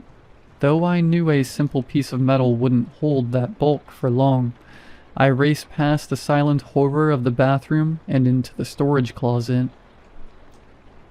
I didn't grab the deer rifle. A bullet was a coin toss, but fire was a guarantee. Tucked behind the winter tires were two red 5-gallon jerry cans, one for the snowmobile, one for the backup generator. I grabbed a can of kerosene too. It would burn slower and hotter than gasoline, and yanked it out. Next, I needed a wick. I dove into the kitchen, grabbing the thickest rag I could find, a towel used for drying dishes, and stuffed it into my pocket. The light was my last stop. I opened the kitchen drawer and snatched a long, thin butane lighter, used for starting the pilot light. I was ready, but not fast enough. The quiet, heavy silence I'd endured for the past few minutes was broken by a sound I'd only heard when cutting down trees. A slow, heavy, ripping sound coming from the side of the cabin. The side where the bathroom window was. It had found its way back. The hole it had created to exit the young man's body wasn't large enough for its current monstrous size, and it was trying to climb through the window. It was tearing the wall apart. I could hear the sickening crunch of frozen pine breaking and the sound of thick wood snapping. I had to assume it was fully healed, or close enough to it. The storm, which had given me cover, now threatened to bury me inside of my own cabin if I wasn't careful. I had to take the fire to the monster. I yanked the door open, the kerosene can heavy and cold in my hands, and plunged back out into the blizzard. The creature wasn't at the door. I rounded the corner of the cabin, the heavy kerosene sloshing, and saw the damage. A huge section of the wall near the bathroom was ruined, wood splintered, and insulation streaming out like cotton guts. The creature was there, its massive, steaming head pulled back from the shredded wall. It saw me instantly. The bluff of the blizzard had been called. I was standing in the open, and it was less than 20 feet away. It began its repulsive, slow waddle towards me. Its limbs churned the snow. The black slime glistened. Its regenerating head tilted low. It was honed in on me. I dropped to a knee, pulling the heavy can close. I twisted the plastic cap off, then tore the towel from my pocket, shoving one end into the neck of the can to soak. The stench of the oil and the creature's musk mingled horribly in the cold air. The monster was 10 feet away. I didn't try to aim. I just tipped the heavy can and began to drench the path between us as I walked backwards. I emptied half the 5 gallons in a wide, black arc right into the snow and across the creature's forelimbs. The kerosene didn't mix with the snow. It simply stained it, turning the white ground into a shimmering black slick. The creature didn't stop. It waddled right through the flammable pool, its greasy fur absorbing the oil. As the beast closed the distance, close enough now that I could feel the steam emanating off its bulk, I pulled the soaked towel out, threw the can aside, and flicked the butane lighter. The thin blue flame fought the wind for a fraction of a second, then held. With a final, desperate roar to myself, I lit the kerosene-soaked rag like a torch and threw it directly at the monster. It hit the creature's torso, and the effect was instantaneous and brutal. The oil-soaked fur and the slick, saturated snow trail ignited with a violent whoosh. The flames were furious, a shocking blast of orange and red against the white snow. The creature was engulfed in a terrible, screaming pillar of fire. The kerosene and the creature's own slick, greasy essence fed the flames instantly, making them burn with a blinding, hot intensity. The monster shrieked, a sound of agony and pure animal terror, and began to thrash violently in the fire. It wasn't waddling anymore. It was rolling in the snow, trying to beat out the inferno. Fortunately for me, the flame stuck to its oiled coat like glue. It was a chaotic, burning silhouette against the backdrop of the swirling blizzard. The thick, black smoke was lost immediately in the swirling white. I backed away. The heat of the fire was shocking contrast to the bitter cold. I watched the creature convulse, unable to stop the burning, unable to heal what was being systematically destroyed.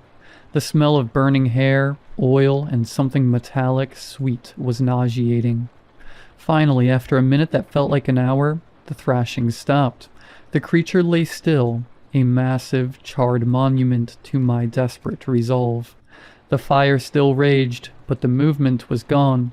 I leaned against the icy wood of the cabin, the shotgun forgotten at my feet.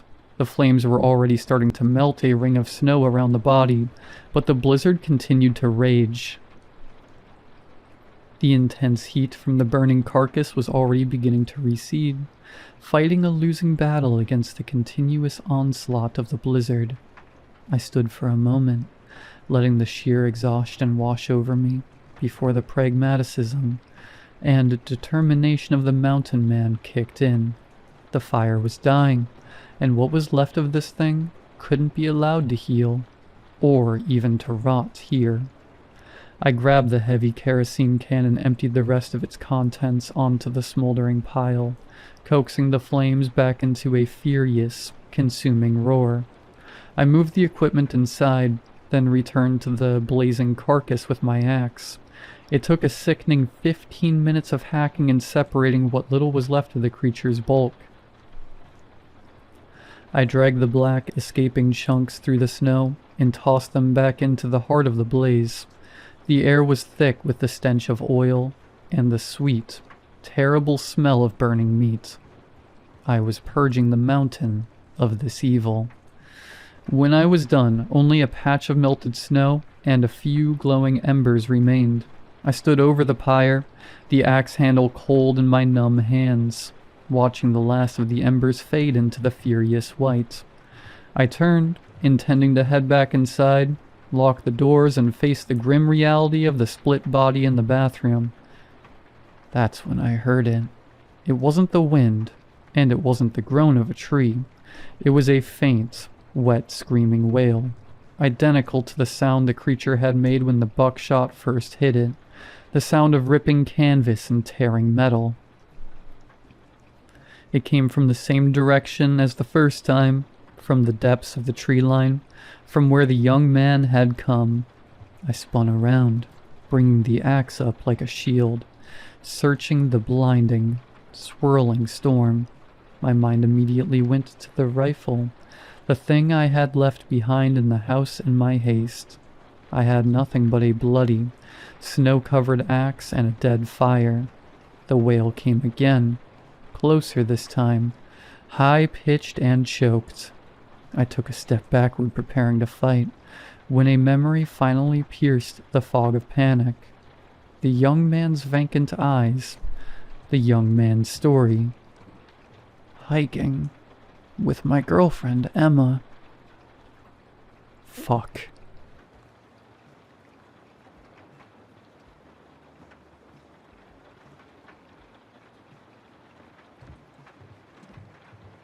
Like the title states, anytime I buy something, I always read the reviews beforehand. It's the only way to know if it's any good. But as the enshittification of the internet progresses, these reviews are becoming less and less helpful. I mean, how honest are they going to be for a product called Rhea Bio Collagen Real Deep Mask, Hydrogel Overnight Mask, Korean Skincare, Stocking Stuffers for Girlfriend and Wife? Like 0%. They're all botted to hell. Regardless, I do it anyways. I mean, there's gotta be some real people reviewing this junk. It's better than buying something with 0 reviews, or a bunch of negative ones. To preface this, I just moved into my first apartment last week. It's a bit scary knowing that I'm broke and only have the absolute basics. TV, entertainment stand, couch, bed, etc., etc. But oh well, it is what it is. I'll just buy a little at a time until it's fully furnished and looking gorgeous.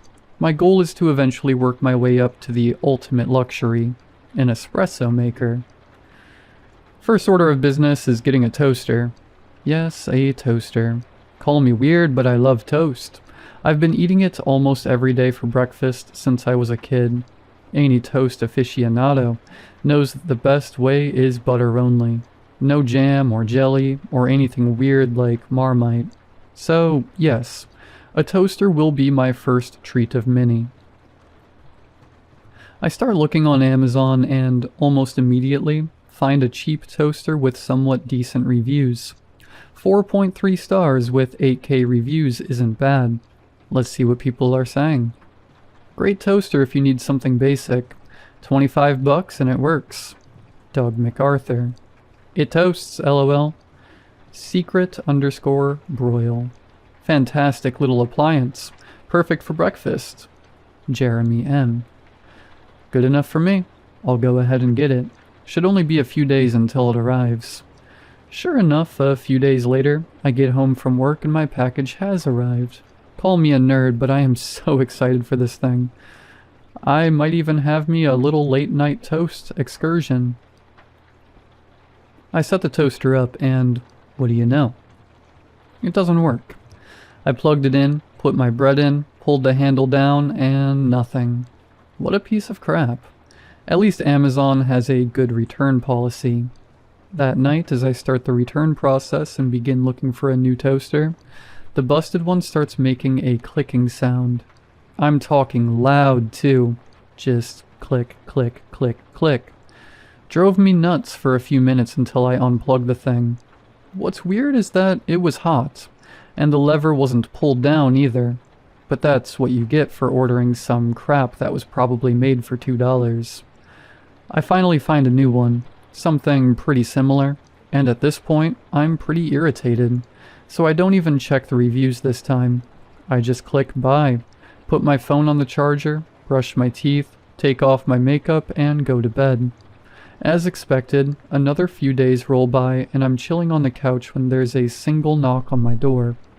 I open it and voila, new toaster. I still have to return the old one, but I'll do it later. I have 30 days. It's not like the one I have is haunted or anything. A week goes by and thankfully, I finally have my third day off since moving in. At least this time it is paying off. As I sit in my bed rotting, aka watching TikToks and eating chips all day, I look around and notice how bland my bedroom is. I mean, it looks like a dude's room. I need to get some color or something in here. Maybe an accent wall would be nice. So I go on Home Depot's website and look at paint. Exciting, I know. And I'm thinking a nice pop of ocean blue would be perfect. But I don't want to get some crap where the paint flakes off. So I find a brand and color I like. And of course I read the reviews. Beautiful color. Was exactly what I was looking for. The cottage has never looked better. Mary. Went on beautifully. Color was better than I expected too. Perfect for when you just need to liven a dreary room. Jeremy M. It's paint, what do you expect? Home Depot customer. Alright, well, Home Depot customer sounds like a bit of an asshole. But I think I'll go with this one. I order it and... a week? It's going to take a week? That's some BS, but whatever, I guess. In the meantime, maybe I'll go on Etsy and get some cute new earrings too. I mean, I can't let my apartment's soon-to-be prettiness show me up.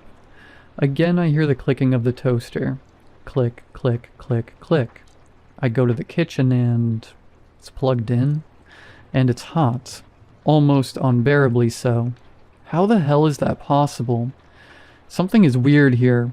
I could have sworn that I unplugged it. I need to return this thing tomorrow. Regardless, I go back to my room and hop on Etsy. After only a few minutes, I find the most adorable little silver snake earrings. I mean, they aren't everyone's cup of tea, but apparently I like reptiles in mine. Now I bet you'll guess what's coming next. Cue drum roll. The reviews. Got them for a friend's birthday. She loves them. Kirsten. Talk about quality. I've been buying from Sam Slithers for a few years now and they've never disappointed.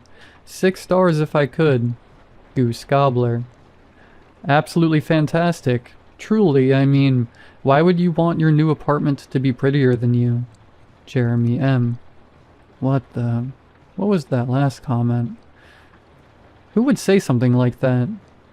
I look through my recent purchases on every website, and the same name keeps popping up. Jeremy M. Even with the second toaster I bought. He reviewed that. Great toaster, especially if the earlier one is on the fritz. The clicking drives me nuts. Jeremy M. This has to be some sort of messed up coincidence. Out of total paranoia, I start looking up random items. Paper towel holders, vacuums, baby gates. Great for your first apartment out of college. Jeremy M. If only it could vacuum by itself. Unfortunately, being a girl living alone, you have no choice but to do it yourself. Jeremy M. You'll never be able to use this, Jess. Why bother? Jeremy M. What the... Who is this? I go to the original review and click on Jeremy M's profile. They now have a profile picture and it's me, sleeping in bed, but the worst part is the bio. It's my address, and the date of time, 8:50 p.m. It's 8:49 p.m.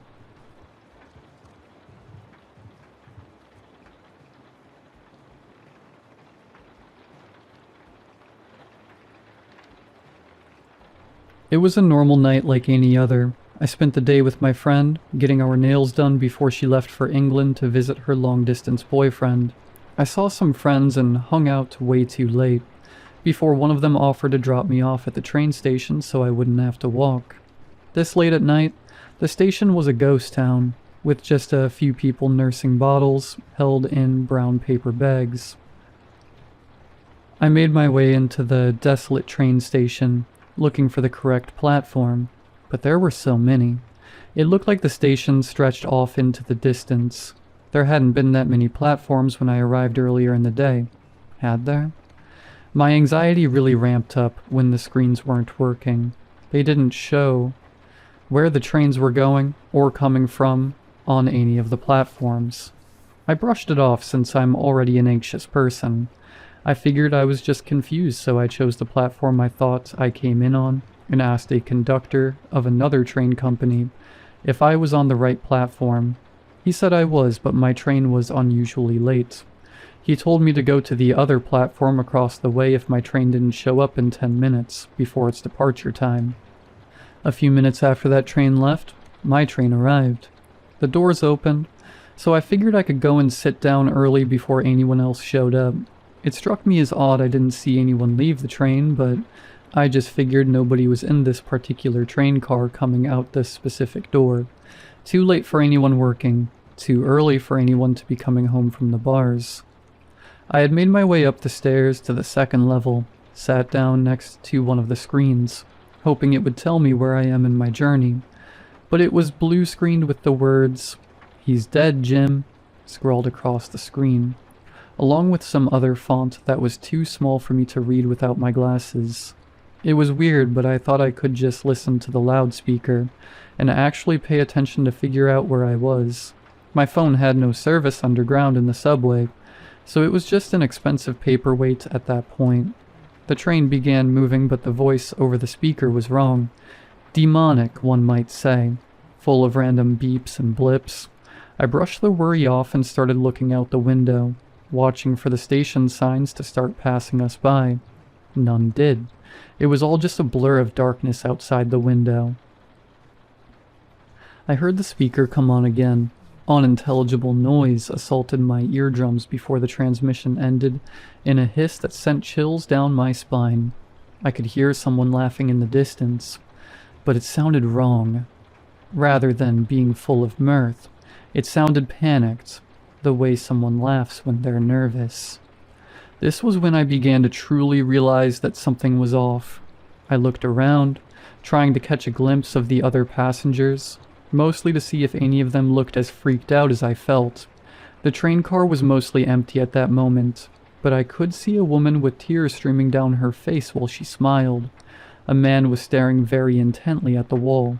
Rivulets of something dark slowly dripped down the back of his neck from under his baseball cap. It was in that moment I knew I messed up.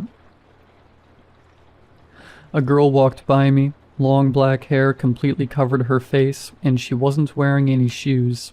She trailed thick black streaks with each step she took. More people had started filling in at that point, but we hadn't made any stops yet. I didn't know where they were coming from. A man walked in and sat down across from me. His eyes were practically glued to his phone, but when he didn't look up to see the passengers around us, he startled. A pitiful squeak escaped his lips, causing everyone else in the train car to turn towards him. He was staring at someone down the train who I couldn't see. As panicked sobs started to escape his lips, he managed to croak out, "Her eyes. What is wrong with her eyes?" I didn't know what to do. I simply made eye contact with him and tried to slyly shake my head, to tell him not to draw attention to us. The passengers didn't stop staring at him until a conductor with a strong stench of decay and burning plastic showed up and led him away. He didn't fight it, just let the conductor drag him away while seemingly frozen in fear. So now I'm sitting here, trying to control my face and not let on that I shouldn't be here. I can hear voices further down the train, almost like stage whispers that I can't quite make out. There have to be other normal people on this train. There's plenty that look normal, but they all seem unfazed by what's going on around us.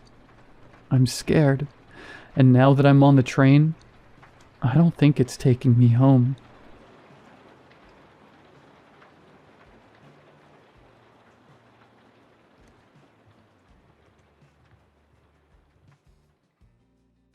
Hey everyone, and welcome to a brand new video. Tonight we have 2 hours of horror stories as per usual.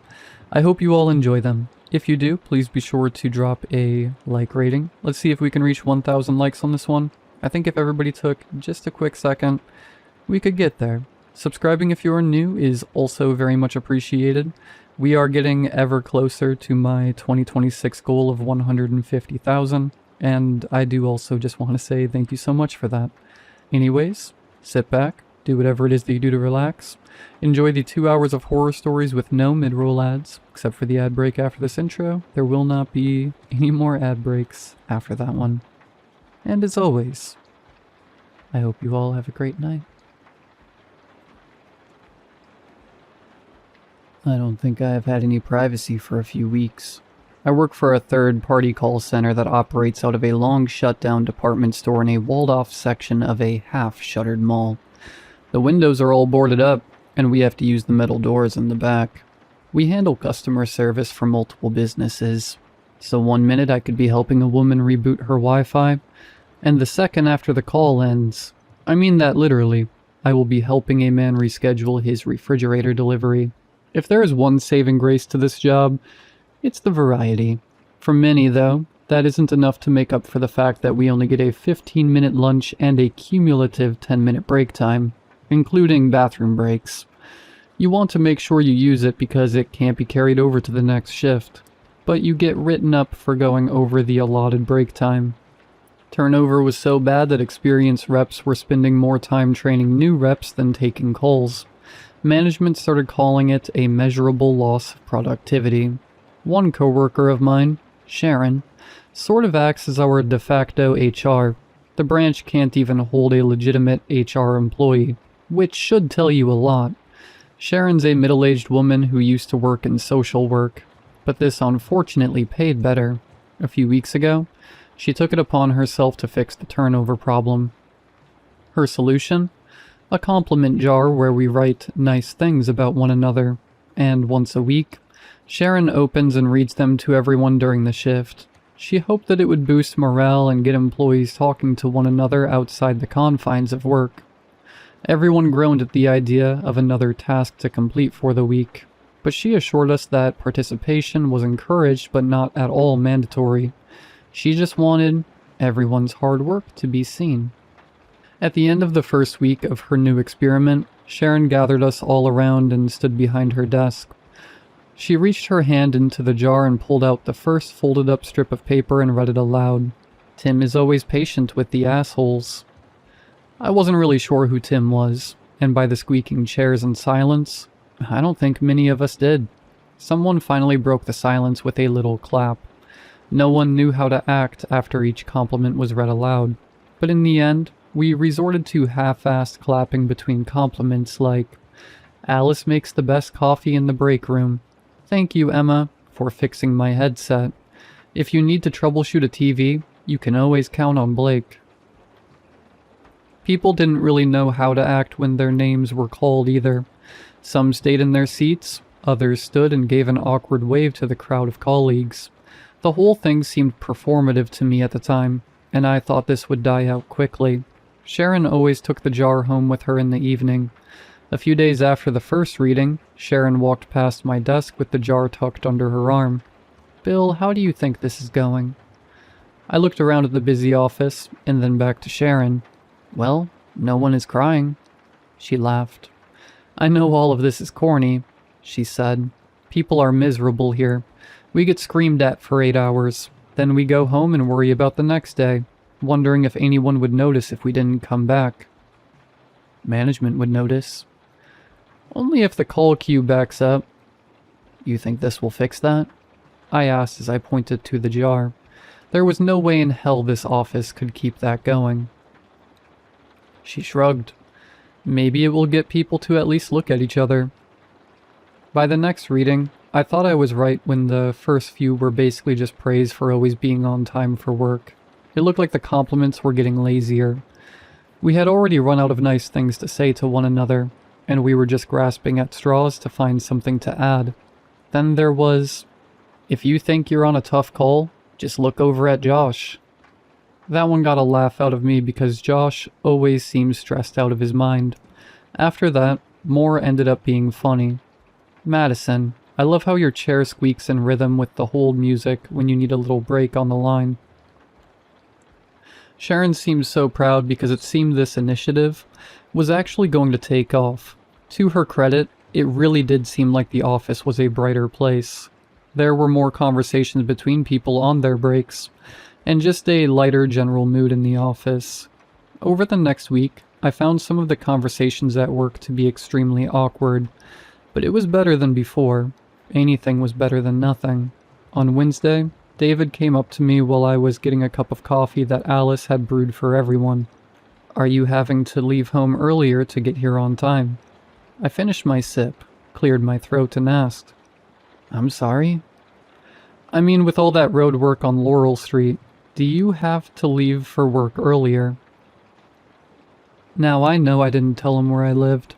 I only knew his name was David because he had a tag with his name on his cubicle, but the roadwork 2 streets down did delay me, and it was extremely annoying. "Yeah, do you live around there too?" "No, just read about it in the paper." David was a strange guy. Maybe I had mentioned my street before. The third week, Sharon confidently announced the reading of all the compliments. As she unfolded the first sliver of paper, she paused, furrowed her brow, and then chuckled before reading. "I'm happy that Alice got her oil changed over the weekend. That sound was really starting to bother me." The regular clapping commenced as Sharon looked up at the crowd. "Is that an inside joke or something?" No one responded, so she continued. "Tim, your son really seemed to enjoy the clown at the birthday party last week." "Elizabeth, your stylist was so right to suggest that color. I am so happy you changed your mind in the chair." "Blue curtains were the way to go, Alex. Much better than the green, especially with that rug. We gotta talk about the new bedspread, though." Each one Sharon tried to laugh off. "I'm so happy that this has led to some after-hours friendships." Sharon pulled the next slip and hesitated as she skimmed it. She frowned as she stared at the slip, looked up at the crowd in disbelief, and then back at the paper in her hand. This one is just for me," she said. Annoyed sighs filled the room as she searched for the next compliment. When my name was called, I was jolted to attention. "Bill, I love how you are so careful when you water the tomatoes in your vegetable garden. I think spraying some cayenne pepper in water on it will work better than the chicken wire." My fingers became numb and my chest felt hollow. I have never spoken to anyone here about my garden, and I have never posted about it anywhere. At the end of the reading, as everyone was rolling or shuffling back to their cubicles, Sharon tried to raise her voice above the noise. "From now on, let's try to keep these workplace appropriate." On my way home, I checked the mirrors for anyone following me. I checked my fence for cameras or loose boards. Nothing. I monitored the jar this whole week, and I saw no one put in a compliment. But every morning, there are a few more in the jar. I wasn't the only one shaken by an intrusive message. The office has been quieter. People are hiding their phones and closing laptops as others walk by. There's less bathroom traffic, and people are taking fewer breaks than ever before. I even noticed a few people driving different cars to work than I remembered. It can't be just one person. I have my suspicions about a few. Of course, there was David. He knew where I lived somehow. Then there was Sharon. She always took the jar home with her. The only other weird conversation was with Ted, who told me that he thought peppers would grow better in my garden. When I asked if he was the one who left me the compliment, he laughed it off. "No, I just heard about the tomatoes, and I thought we were in more of a pepper climate. That's all." I tried to talk to Alice when I saw her at the vending machine, staring at the rows of snacks, deciding what was going to get her through the rest of the afternoon. "You know this isn't normal, right?" I said. She tapped her card on the machine and began to punch in her numbers. "The compliments," I continued. "You've heard it. The curtains, your oil change, my garden. People are following each other." Her snacks fell. As she bent down to retrieve it, she whispered, "Don't." "Don't what?" She stood up and looked at me, her eyes darting to mine and then past me and back. "Don't make people think I'm talking to you about this." "Alice? Please," she said. "Don't make it worse for me." That afternoon I caught Blake following me. I pulled into my driveway, parked, and got out of my car. He pulled in and then began to back up like he was just using it to turn around. I motioned for him to roll down his window and yelled, "Blake, what the hell?" He rolled down his window an inch as he pulled off and yelled, "I was just trying to find something nice to say." I was dumbfounded. Did he really think that was appropriate?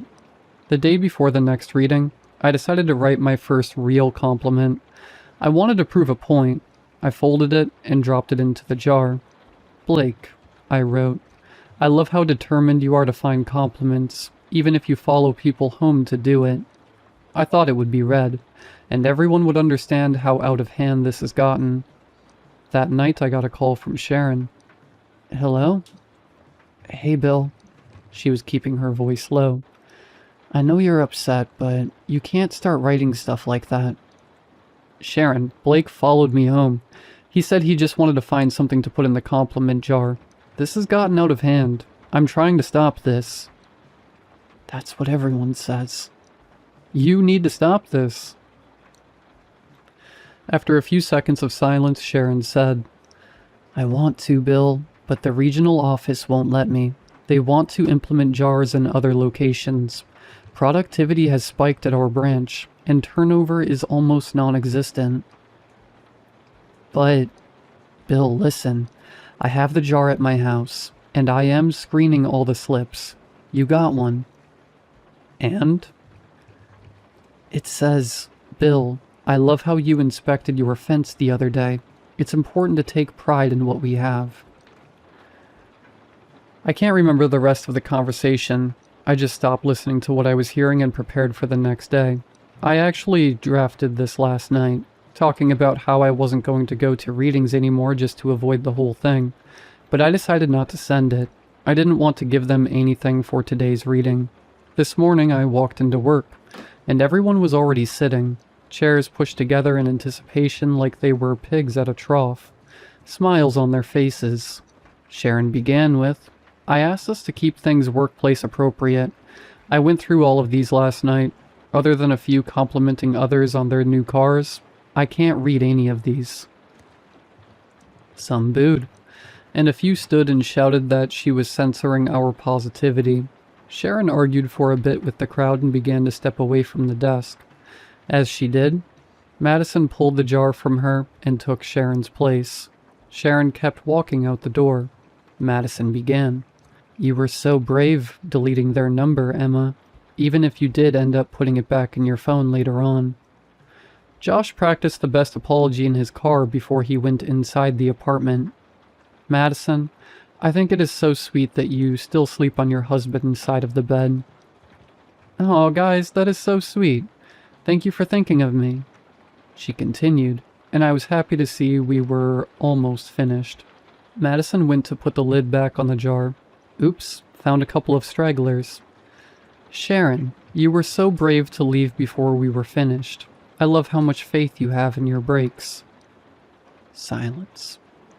I noticed some people glancing towards the metal doors. Others looked around, taking note of who seemed most uncomfortable. "Okay, everyone, last one for the week," Madison said. "Bill, I love how you still think strangers can help, even when Sharon can't." Some laughed and cheered while others simply watched me. I'm not sure if all this time their cheers are for the recipient or for the writer.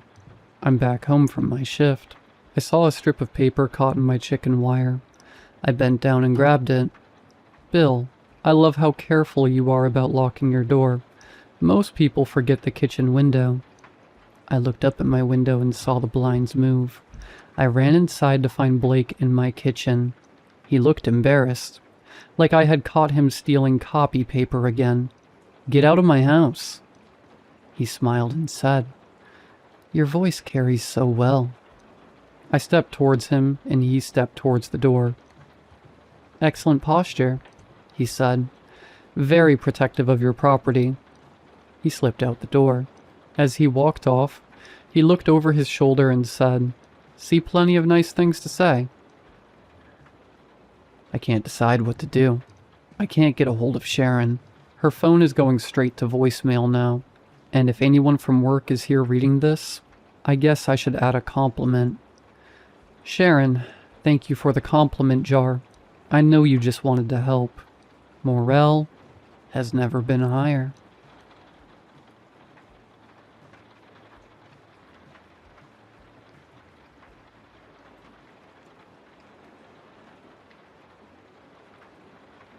I'm probably one of the oldest Reddit users around.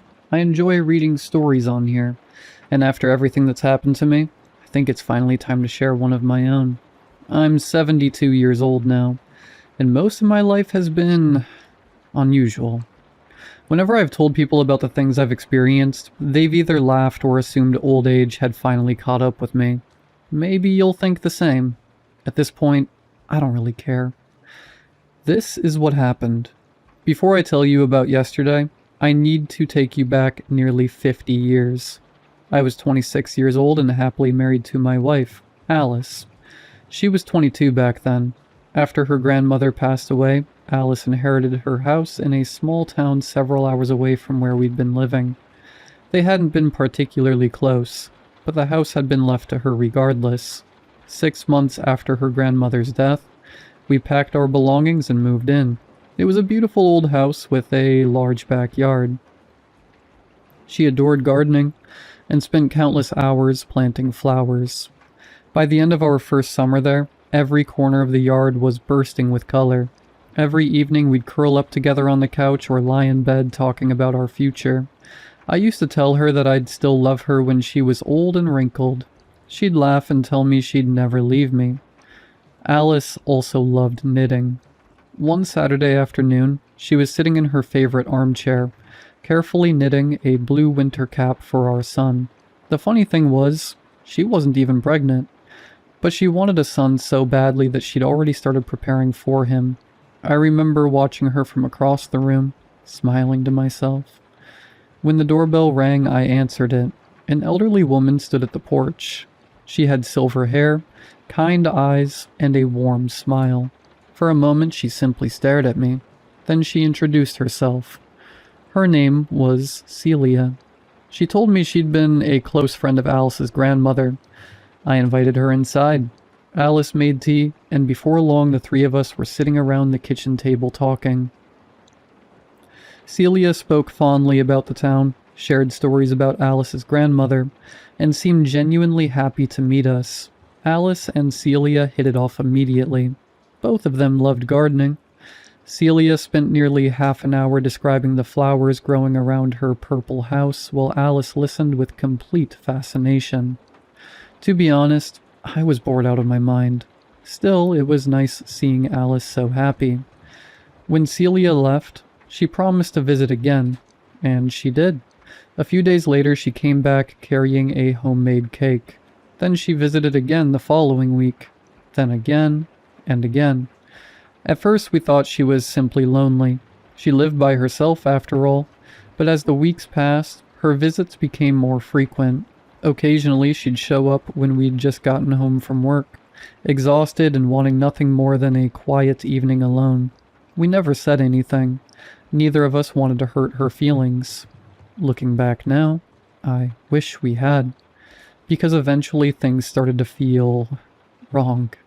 The first moment that truly unsettled me happened during one of Celia's visits. I don't even remember what she and Alice were talking about.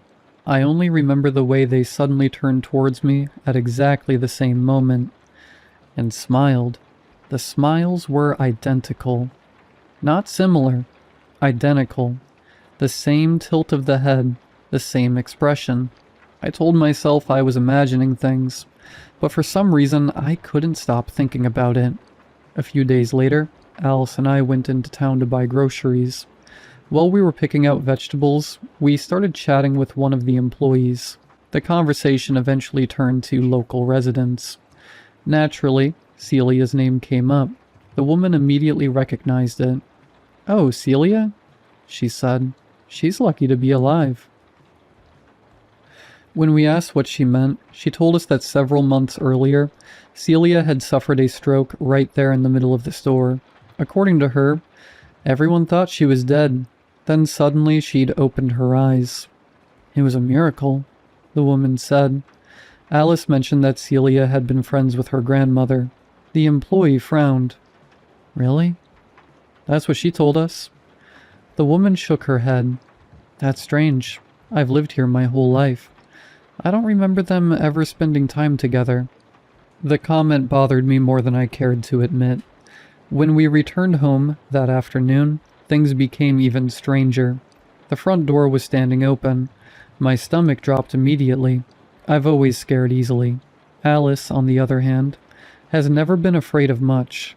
She stepped onto the porch and shouted, "Who's in there?" No answer. Then, after a few seconds, someone emerged from the hallway. It was Celia. For some reason, seeing her standing inside our house didn't make me feel relieved. It made me feel worse. She smiled awkwardly and explained that she'd brought us a cake. The door had apparently been unlocked, so she'd let herself in. Alice and I always lock the door. Always. Still, mistakes happen. That's what we told ourselves. At the time, we accepted her explanation. 5 days later, something even more unsettling happened. It was late at night, and Alice and I were getting ready for bed. I was walking past the window when I glanced outside, and I saw someone standing behind the tree. I screamed before I even had time to think. My heart started pounding so hard I could hear it in my ears. I told Alice we should turn off the lights and pretend we hadn't seen anything at all.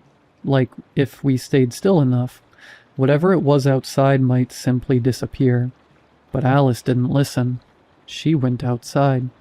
She checked the yard, came back, and said there was no one there. We concluded it must have been a woman. There had been a shape, a silhouette that looked like a dress. It was hard to see clearly from the window, but there was definitely someone there, watching. 2 days later, on a rainy night, I saw someone again. I had left my jacket outside earlier in the day, and when the rain started, I went to grab it before it got soaked. As I was walking back inside, I saw her, Celia. This time, I wasn't scared. I was just irritated, and something in me was certain she had been the one behind the tree that night. I don't know how I knew, but I did. Alice invited her in like nothing had happened. She made tea, as usual. I stayed quiet most of the time, letting Alice do the talking. Celia explained that her memory had been getting worse lately, that sometimes she got confused and thought places were hers when they weren't. It sounded reasonable, but I couldn't shake the feeling that she needed to stop coming to our house. On October 23rd, a tragedy happened. I'll never forget that day as long as I live. I was working my shift at the factory when one of my colleagues walked up to me. He looked unusually pale. He leaned in close and said quietly, "There was an explosion in the store your wife works in." My heart dropped immediately. When I arrived there, the entire place was gone. The store was torn apart. It didn't even look real. An officer stopped me from getting closer. I asked him if there were any survivors. He looked at me for a long moment before shaking his head. "I'm sorry," he said quietly. "We found no survivors, but we did find a wedding ring on the ground. Do you recognize it?" He held it out. The moment I saw it, I knew. It was hers. I collapsed right there on my knees. I don't remember when I started crying, only that I couldn't stop. They said it was a gas leak, old pipes, and I knew it was true. I had seen the condition of that place before. I had known it wasn't safe, and yet I let Alice work there. That thought destroyed me more than anything else. For days, I didn't speak to anyone. And then one day, Celia started coming back. At first, I tried to push her away. I didn't want anyone there. I didn't want comfort, I didn't want anything, but she kept showing up. Slowly, she began helping without asking, cleaning the house, cooking small meals, even watering Alice's flowers in the backyard. We barely spoke, and yet she never commented on my silence, never pressured me, never acted like anything was strange about it at all. She just stayed, and I let her.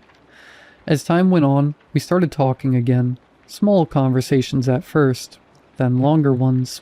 I even remember laughing for the first time since Alice died, but no matter how normal things seemed on the surface, I always had the same feeling, that Celia was near me, watching, listening, even when she wasn't in the room. Then one day she told me her house had a cockroach infestation. She asked if she could stay at mine for a few nights. I hesitated, but after everything she had done for me during my worst days, how could I say no? One morning I woke up in bed and instinctively turned to the other side. I hadn't opened my eyes yet, but I felt it immediately. Someone lying next to me. For a split second my mind filled in the blank the only way it knew how. Alice. I smiled faintly, almost on reflex.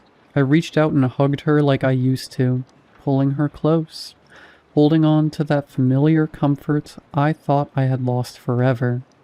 But something was wrong. Her skin didn't feel right. It wasn't smooth. It wasn't warm in the way I remembered. There was a texture to it that made my stomach tighten before my mind even caught up. I opened my eyes. Celia was lying beside me. She was staring right at me with a wide, satisfied smile. And I was staring back at her with pure hatred.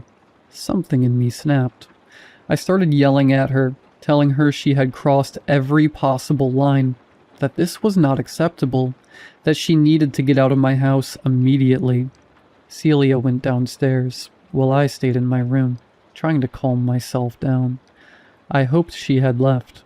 When I finally came downstairs, she was sitting in the living room waiting for me.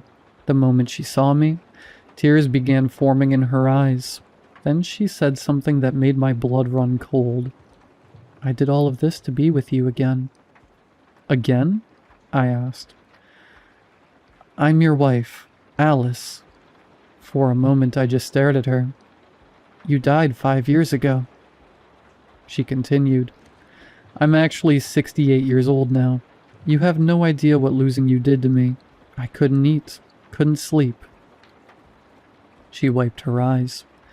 Then one day I met a woman with red hair. She told me she could move a soul from one body to another. She said I could even choose a point in time to return to. I stood frozen. I chose this year, she said. Celia died of a heart attack.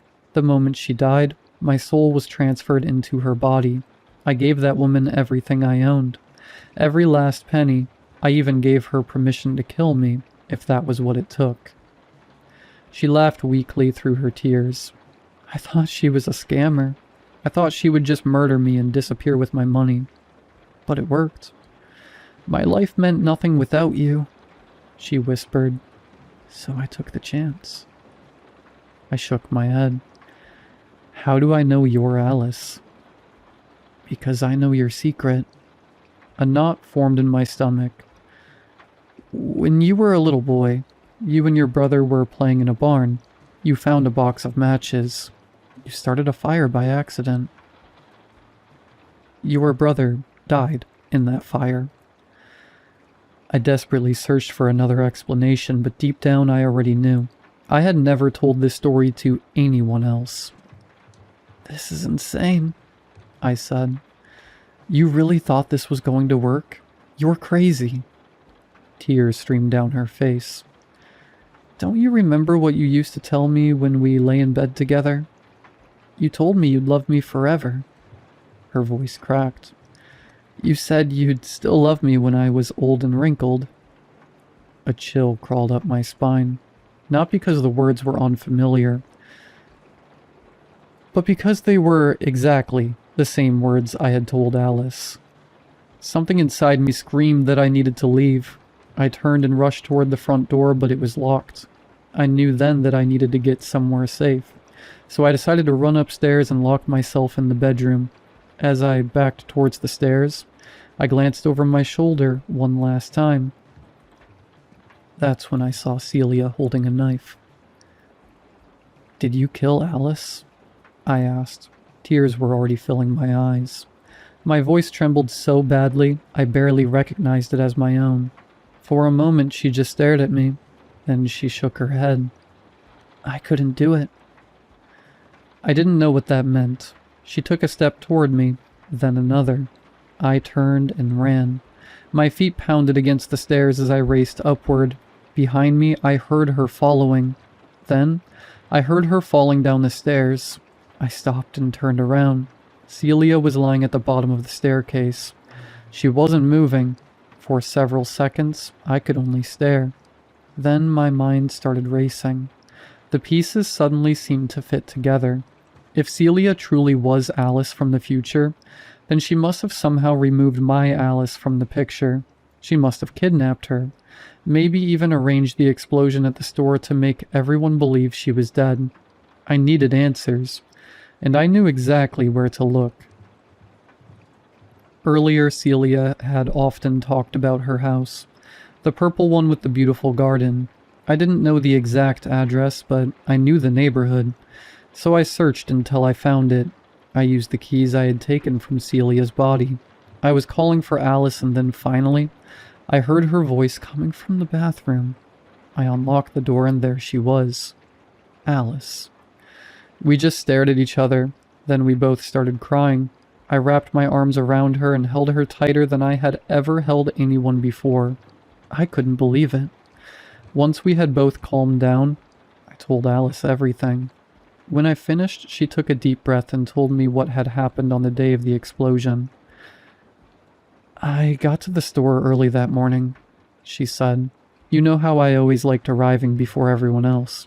I wanted a few quiet minutes to drink my coffee before work." I nodded. Celia was waiting outside. She told me she had a problem with a faucet in her bathroom and needed help turning it off. Since I had plenty of time before my shift started, I agreed to help. The moment I got inside, everything changed. She locked me in the bathroom. I screamed, I kicked the door, I tried everything I could think of, but I couldn't get out. There weren't any windows, no way to signal anyone outside. Tears formed in her eyes.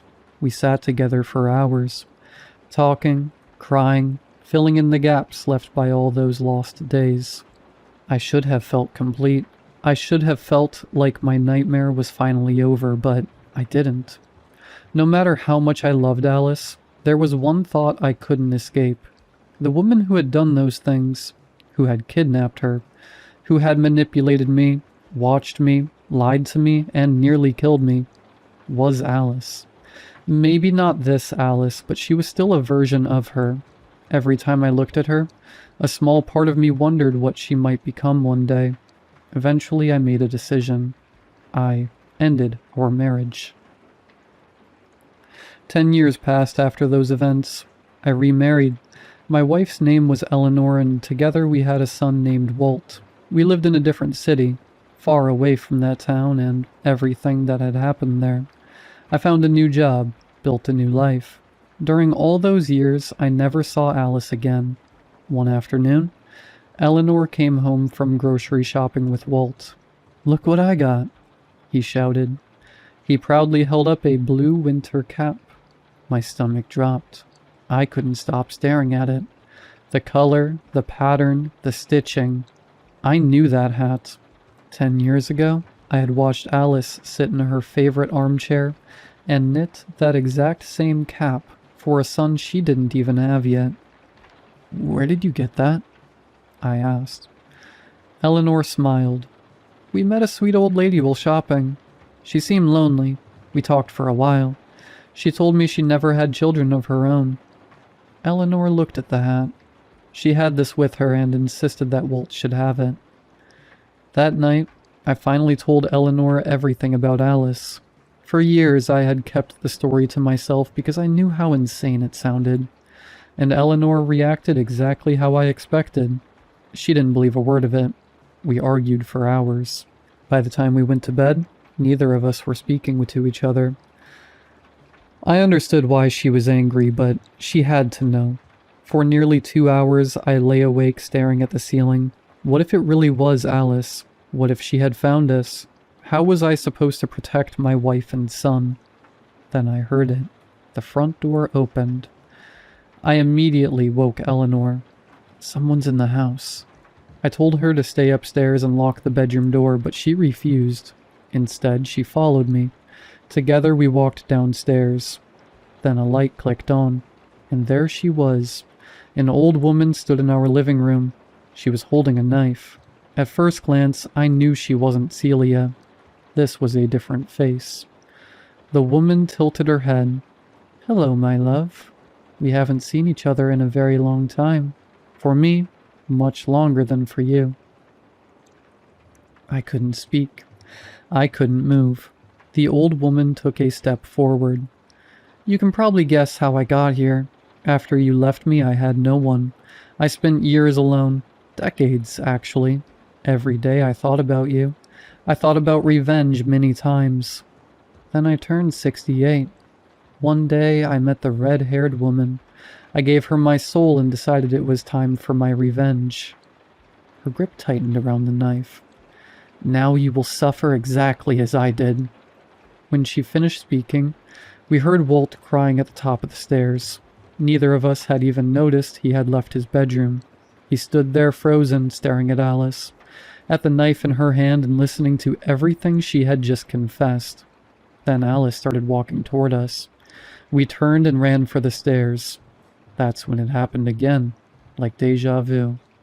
I heard our footsteps pounding the steps, Alice behind us, and then I heard her falling down the stairs. Just like last time, it ended the same way. After everything went quiet, Eleanor and I sat together for a long time trying to understand what to do about Alice. Somewhere out there, in the correct version of our timeline, she still existed. What if she came back again? Eleanor wanted to make sure she never could. She said the only safe option was to remove her entirely, but I couldn't accept that. If we did that, we wouldn't be any different from her. So I suggested something else. We would go to her, not to confront her, but to help her. Over the years, we kept in contact with Alice. She became part of our lives in a way none of us had expected. We helped her through what she was going through, and somehow she helped us too, and eventually we became friends. Then when we grew old, Alice moved away and we eventually lost contact. That brings me to yesterday. I'm 72 now.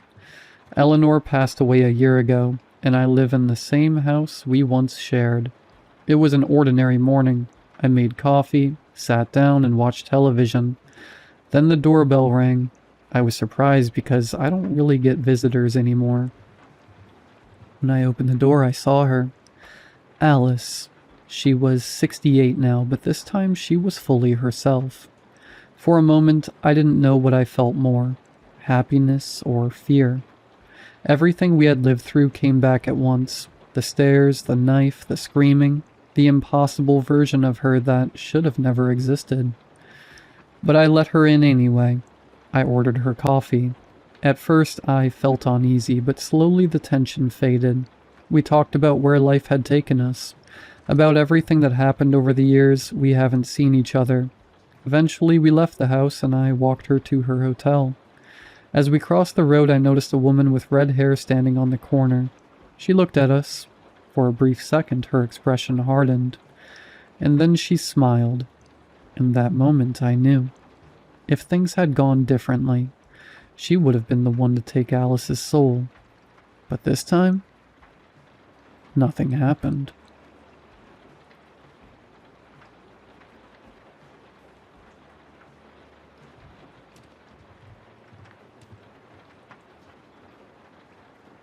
I run a paranormal blog.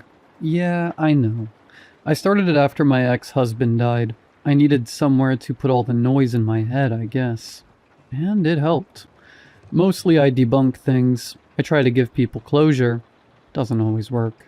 In my experience, most ghosts are just bad pipes. Demons are usually raccoons or whatever.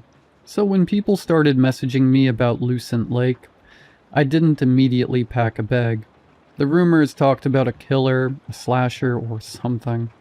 Didn't raise any red flags for me, but then people started sending screenshots from local Facebook groups and sad and angry posts from relatives. 4 people had died in 3 weeks. Something felt off, so I guess I took the hook. Nobody had seen anyone. No footprints, no weapon, no suspect. The police kept saying it might be an animal, but you could feel nobody believed that. They were just saying stuff into cameras so people wouldn't panic or something. Lucent Lake is a nice place. Picnic tables, trails, teenagers hiding beer, couples posing on the old dock like it wasn't half rotted. Normal place. Safe enough. When I got there, the place was empty. The woods felt completely abandoned. I got there after dark. Yeah, I know. But I knew the area. And I couldn't exactly tell my boss I had to leave early because people online were saying there was an invisible slasher. And yeah, to be honest, I knew it would be good for the blog. The road was narrow and annoying. Every branch in my headlights looked like a hand or something. Every shadow looked like a person. Great Liv, very professional. About a mile from the lake, there was this half-assed barricade across the road. 2 rangers stood next to it, or at least they were dressed like rangers. The man came over first. Older guy, gray beard, big jacket, and already looking disappointed in me before I'd even rolled down the window. Park, Dad. Park Dad leaned toward the window. Road's closed. Yeah, I saw. Then turn around. I was hoping to just take a look. No. Okay, warm guy. He did not love that. The woman ranger came over then. She was maybe my age, maybe a little younger. Hard to tell in flashlight light. She looked tired in the way people look tired when they've been polite for too long. Wait, she said. You're Liv from Grave Doubts. I smiled. Park Dad said, Doubts or no doubts, you need to leave. The woman ignored him. You can't go in there tonight. I'm not trying to be a problem. Park Dad said, You are literally a problem. Fair. The woman lowered her flashlight so it wasn't in my eyes. People are dead. The sheriff asked us to close this road. We don't know what did it. Could be a person, could be an animal, could be some idiot with a machete hiding out there. We don't know. A bear doesn't usually use a machete, I said. Park Dad stared at me. The woman looked at me for a second. Aren't you scared? I almost answered honestly. Yes, obviously yes. But scared doesn't mean what people think it means. Scared doesn't always make you run. Sometimes scared makes you very, very focused. So I shrugged. I do this kind of thing. That's not really an answer. No, I said. She sighed. Please just go home. That almost worked, because she said it like a person, not like an order. But I couldn't just go home. I was going to be gone for a whole week after this, so tonight was it. So I turned the car around like a normal adult. I even gave them a little wave. Then I drove half a mile back, parked in a muddy little clearing, and walked into the trees. Yes, I understand how dumb that was. I understood it then, too. I had no choice. I had my phone, my flashlight, my camera, pepper spray, and that little cloth pouch in my jacket pocket. To be honest, the pouch was the reason I was really there. Lucent Lake wasn't random for me. I had been there before, years ago, with Daniel. Daniel was my husband. Ex-husband. Daniel's dead now. People get very soft when I say that. They do the, oh, you poor thing, face. Truth is, when Daniel died, grief wasn't what I felt first. It was relief. I'm not going to give you a list of what he did or didn't do. I hate when people want examples. Like they know anything or could be the judge of anything. Like whether I'm allowed to hate him or not. I'll say this much. My kids knew the sound of his car. The second he drove in, the whole house stopped breathing. And leaving him did not fix it. Most people love saying, "At least you got out." Like sick men respect locks, school pickup schedules, changed phone numbers, court orders, any of it. Daniel didn't, of course. Calling, waiting, showing up, finding reasons, making sure the kids and I understood that out was not the same thing as free. I couldn't do it anymore. I couldn't keep living like that. Every window was a threat, every phone call, every car slowing near the house. Enough. So I went to a woman a friend knew.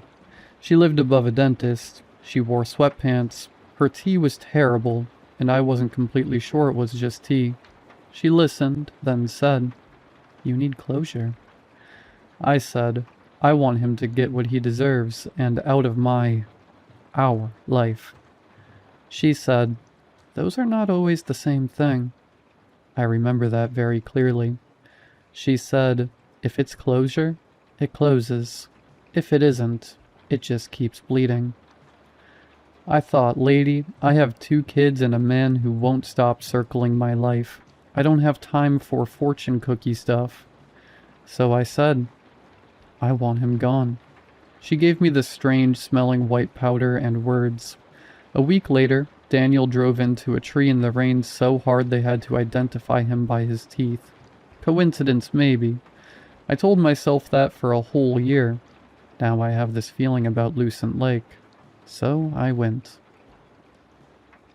The trail was dark but not weird. Just woods, leaves, mud, branches catching on my sleeves. I moved slowly because I kept my flashlight off most of the time. Last thing I needed was someone spotting me and dragging me back again. Then I heard my name. Not a whisper exactly, just very quiet. Quiet enough that, for a second, I thought I'd made it up. Then it came again. "Liv." I stopped.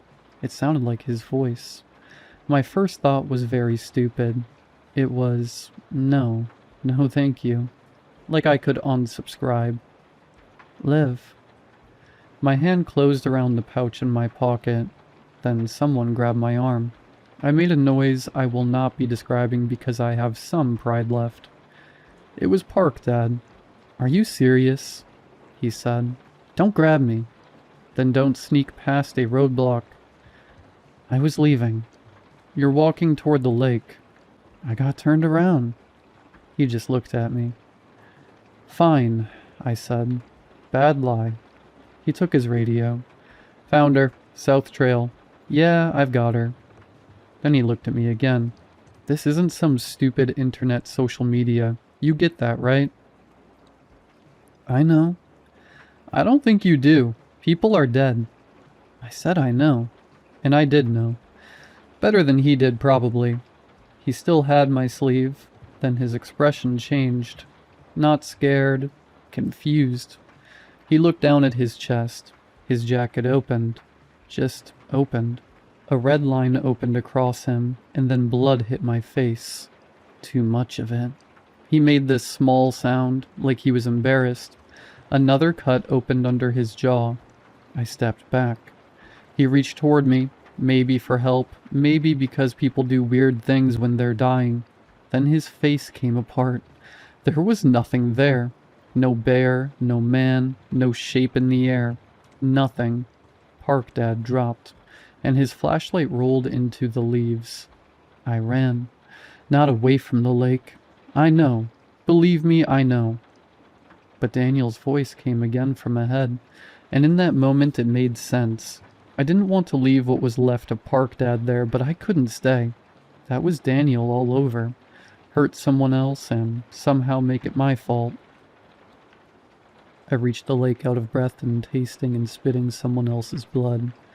The water was black. The dock was still half collapsed. He was standing in the water, where the lake met the mud. Daniel. He didn't look like a person, a human. No, his clothes were wet and dark. His face seemed intact, but his skin looked wrong.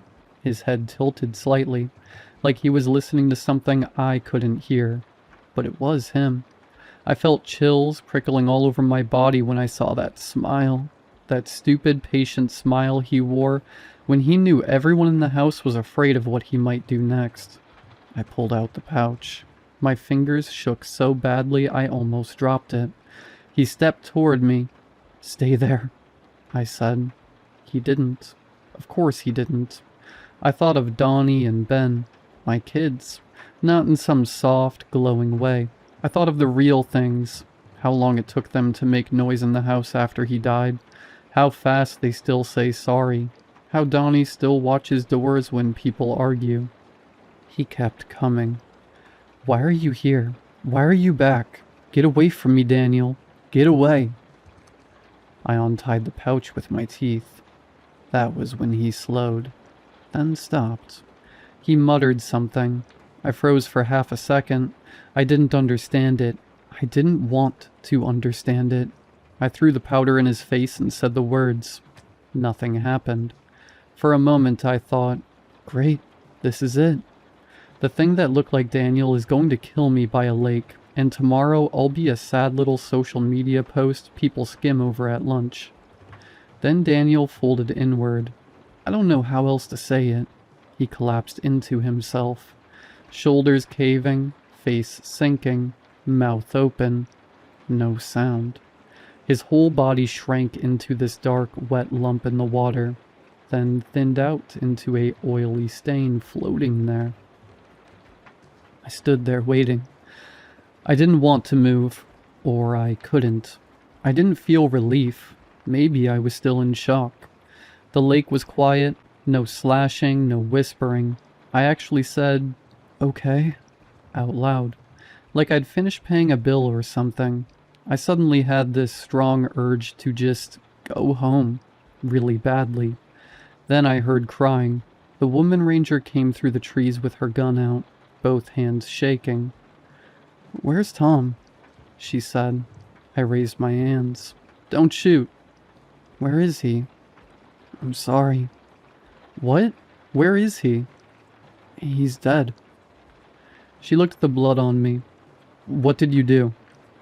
"I didn't. Listen, there was something here. I stopped it. I think I stopped it." "You think?" "I know. I know how that sounds." "Get on your knees." "Okay." I started to kneel. Then she flinched. A cut opened on her cheek. I froze. Another cut opened across her jacket. "No," I said. She looked at me. Not behind me, not into the trees. At me. Then her throat opened. She dropped into the leaves. The forest went quiet again. I got up and started running like hell. I didn't look back. I think I fell several times, but just kept going, ignoring all the pain in my legs and hands and face. I got in the car and drove like mad until I hit the main road back to town. Then I had this weird feeling. Chills from my forehead to my shoulders and down my spine. I don't know why, but I remembered what the powder woman told me. If it isn't closure, it keeps bleeding.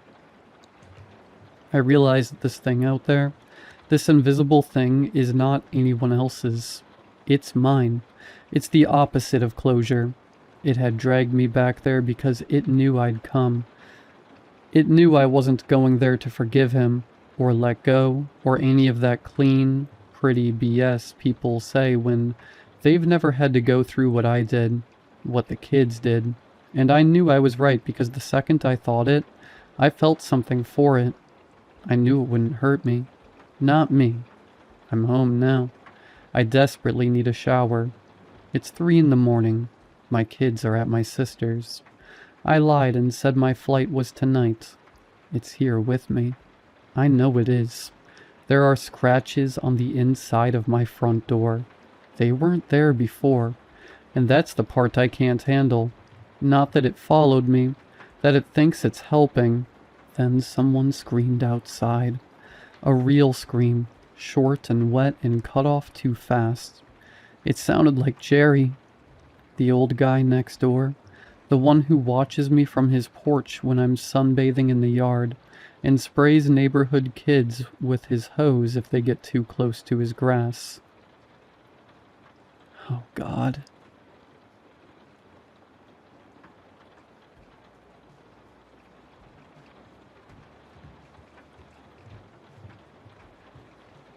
I go out to the cliffs, like I have every Wednesday for the past 10 years. The gravel crunches under my boots, the wind catching my hair with rough fingers. I keep pulling strands out of my mouth as I climb, my thighs aching. The path up to the top of the cliffs was steep when I was 16, and every year it's felt steeper. People ask me sometimes why I bother to keep coming out like this, when my legs don't show any sign of getting better, but it's worth it for the vantage point. There's a few signs up at the top warning people to stay away from the very edge of the rocks. There's even a picnic table, although it's weathered and worn from lack of use. No one comes here anymore, not since the boat started to come. I don't need to go right to the edge of the cliffs to see it. I lean my cane against the table. I need it less when I'm not actively climbing, and wander out towards the edge. The water is gunmetal blue, dark and deep as sleep. The waves are a steady rhythmic roar. The ocean's voice is strong. Not one day that I've been coming up to the cliffs has it faltered, even if waves are quieter when I come. It's like a great cat curled up and resting between hunts. Don't for a moment think that I am any safer than I was before. The water whispers as it laps against the rocks. Don't for a moment think that I can't reach you where you are. As I walk to a safe vantage point, a horn echoes out across the water. I flinch. I can't help it. From this distance, the boat is a tiny thing, just a speck on the horizon. I reach out, pinching it between my fingers, pretending that I can pluck it from the sea like a tick. I know what I would see if I was closer. It looks like a remarkably normal ferry boat, in most respects. There's no smoke coming from the smokestack, though. When it gets close, you can't see the crew. If it gets really close, you can see the wheels turning and the lines being pulled without anyone there to pull them. This far, I can't see any of the detail. I can only see the shape of the ship itself as it comes slowly, inexorably closer. They don't know where it comes from. Ironically, that's one of the main things that people do know about it. Whenever anyone new to town asks about it, that's the first thing that they're always told. It appeared on a Friday evening 10 years ago. School had just ended for the year, and my friends and I were celebrating. If you ask our parents, we were all collected over at Mollett's house for a sleepover, eating wat made by her mother, and cramming our mouths full of junk food and junkier movies before passing out in a comfortable haze of good food and the warm feeling of accomplishment at another year closed out. And we had done that. I could still taste the onion on the back of my tongue, mingling with the bright, prickly taste of the malic acid-coated candy that Ryan had brought by the bucketful. But we were 16 and 17, old enough to consider ourselves basically grown adults, and Mollett's parents were basically convinced by now that the lot of us were too lame to do anything exciting like drugs or have sex, which was true for the first one, and unfortunately not true for the latter one. It turns out boring people also have sex, just, boring sex. So they didn't mind if she went with us, and the beach was close enough that I could walk there without too much pain or discomfort. Not no pain. It was never no pain, not even then. But I'd already learned even back then that if I wanted to participate in life at all, I was going to need to learn to hurt. There was only so long that you could watch movies, and when the credits rolled someone made the suggestion. One thing led to another, and we were shoving on jackets and fishing phones out of the couch cushions, and making our way out into the cold night, on the path down towards the sea. I don't remember the walk there that well, nor our time on the beach before it came. It comes back to me in snatches and flashes.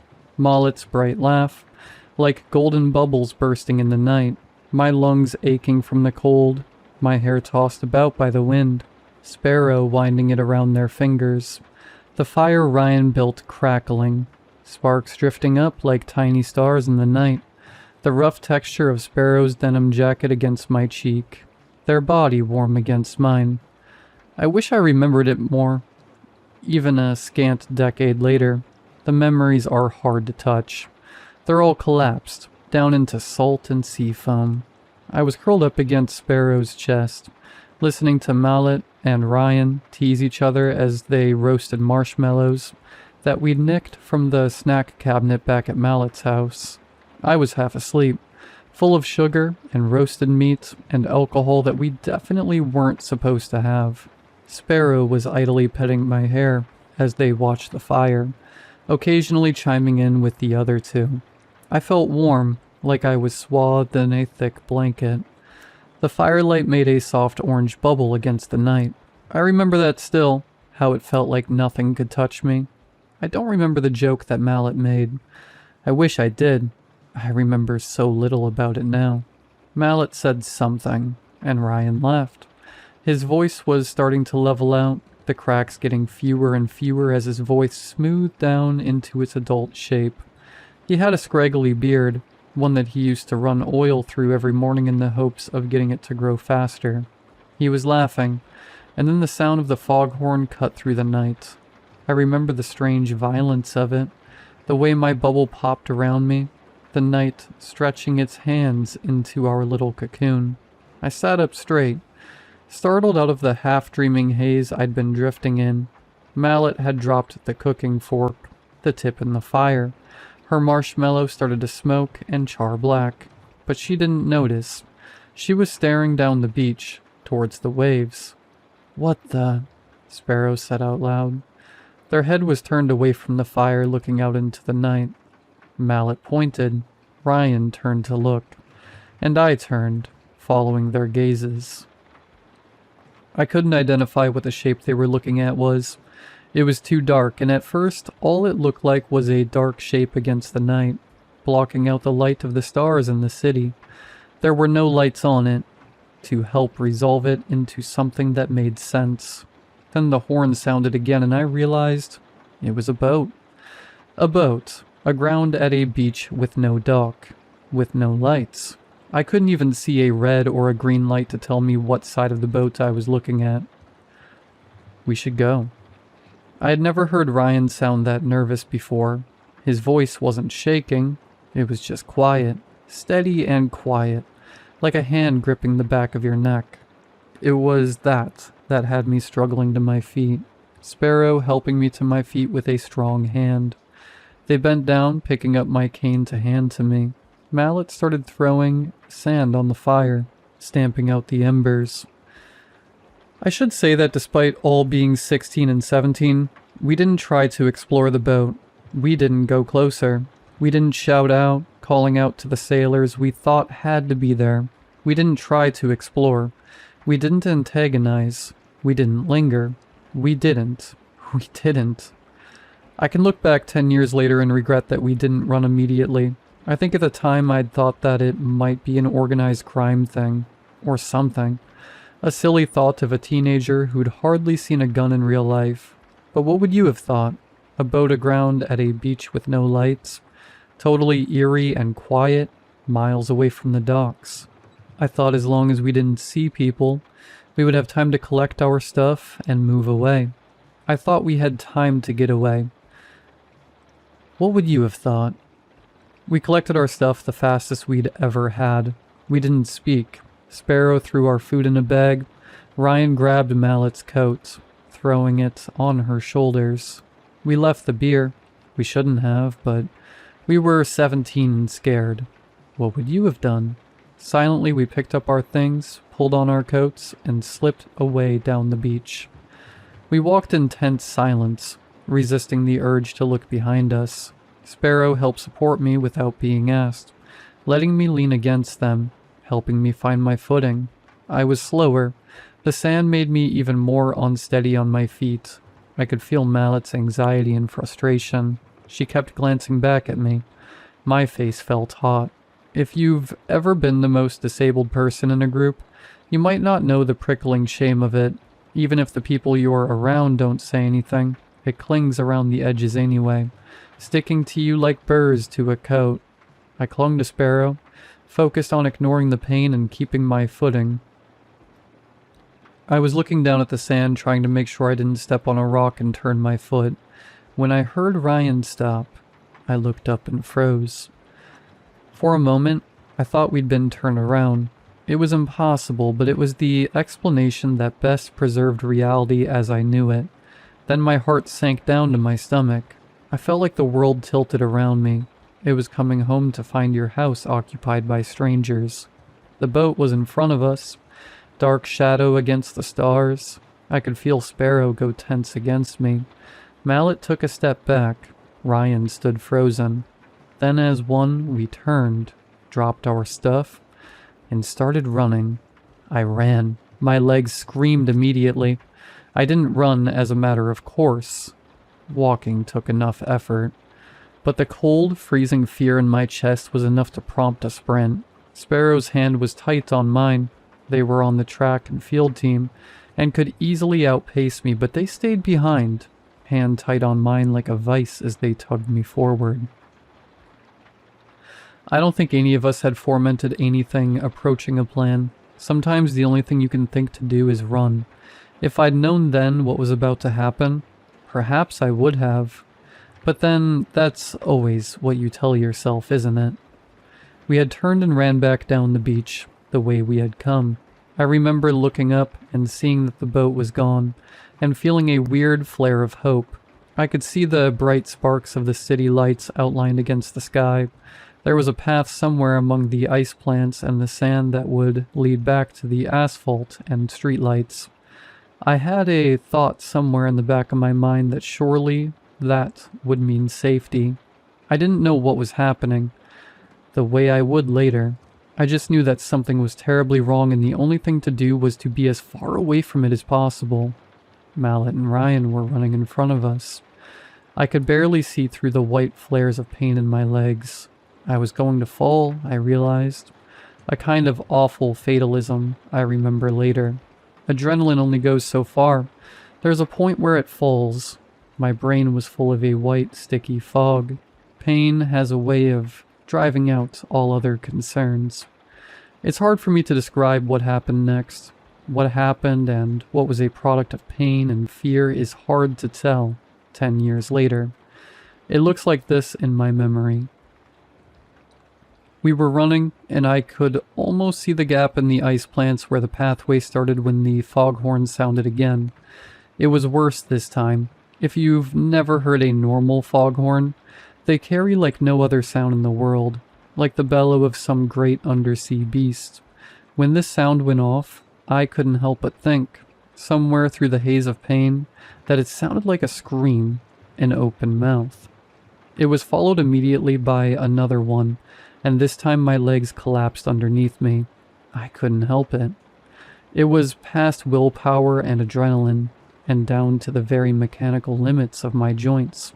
The limits of the pain my brain would tolerate. Sometimes your body will just not let you hurt any longer.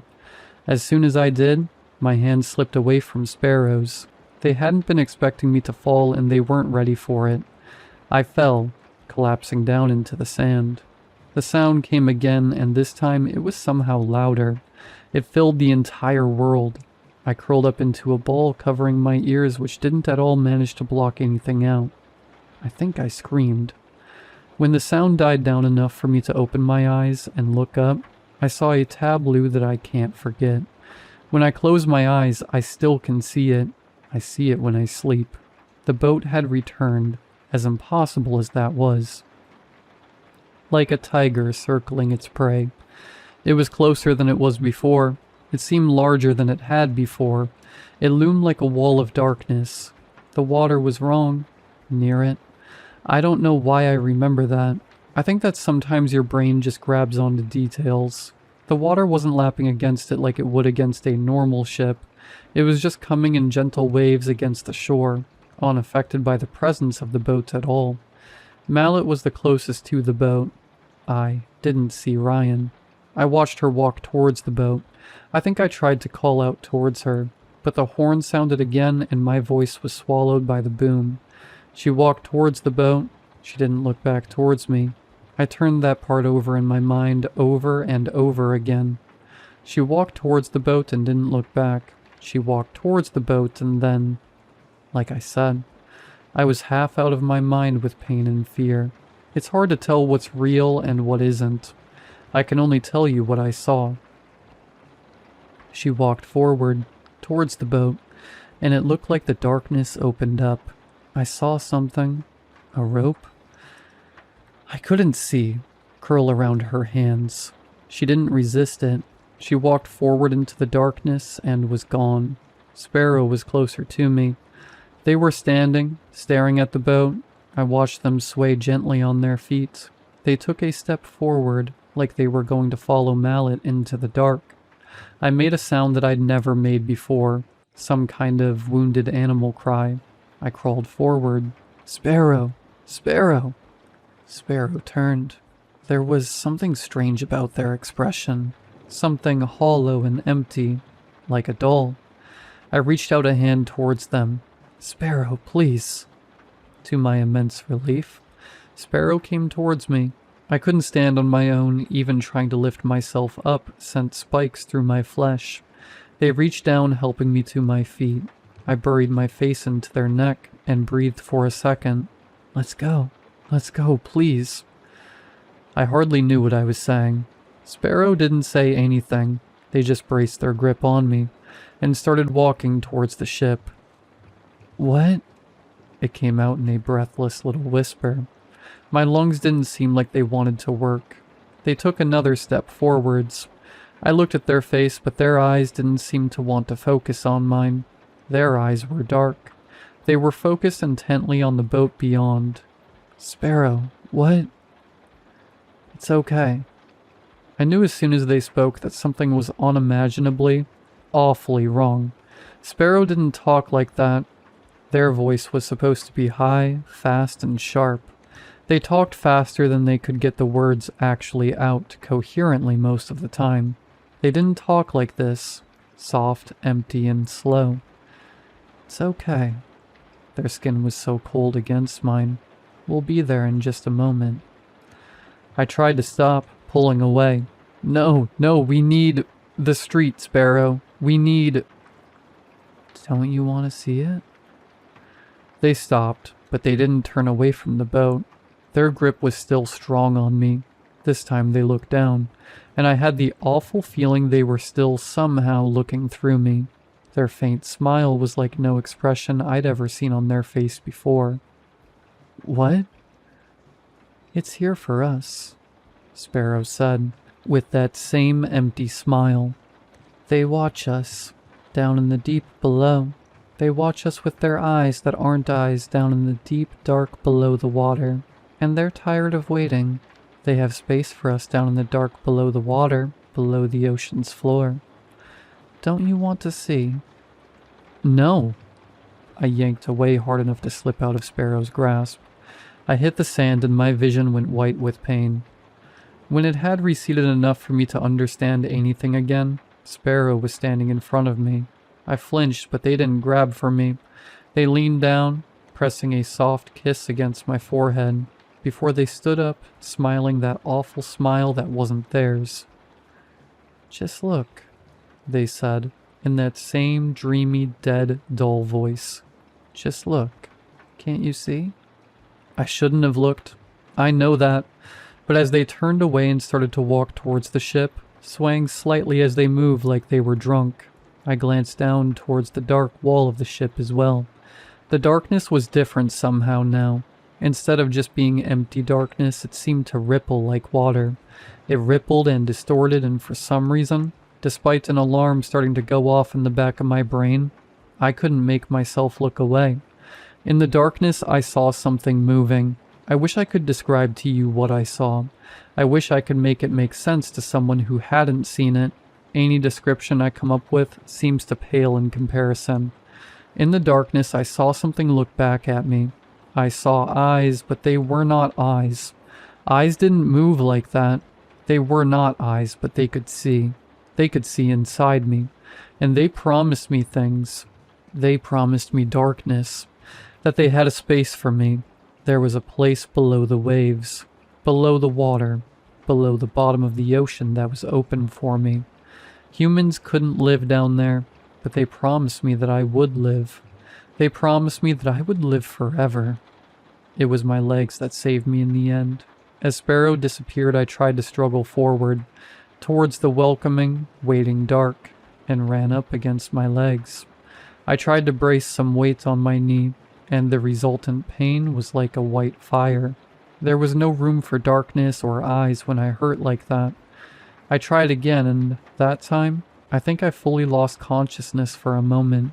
My ears were ringing. As soon as I could move or think again, I rolled over and threw up. When I looked up, the boat was gone. And that was that. What else was I supposed to do? I sat on the beach until the sun had started to turn the sky gray and pale and streak the horizon with orange and yellow. And then I got up and limped home. It took hours longer than it was supposed to. Somewhere in the chaos I'd lost my cane and never did find it again. I made do with a bad one from Walgreens for a while after that. I found out later that we hadn't been the only ones to see the boat. That should have been impossible, of course, but we were beyond that now. I didn't understand the world that I lived in anymore. Why shouldn't a ship have visited hundreds of people around the city in a single night? It was no more impossible than anything else I'd seen. There was chaos, I think. I didn't see much of it. I didn't leave my bedroom for a while after that. Instead, I slept through most of the summer, putting my phone on Do Not Disturb so I couldn't be bothered by the masses of texts and news articles discussing the mass disappearance. It all seemed so distant, so unreal. I knew what had happened. I knew where everyone was. I knew at the bottom of the sea beneath the sand and coral was something hungry and old and waiting. Everything else was just so much theater and pageantry compared to that. I kept seeing the boat whenever I slept. It wasn't all the same dream. I could be in the city, or swimming in the sea, or walking on the beach. Wherever it was, at some point, I would look up at the sky and there it would be, a dark shadow against the blue sky.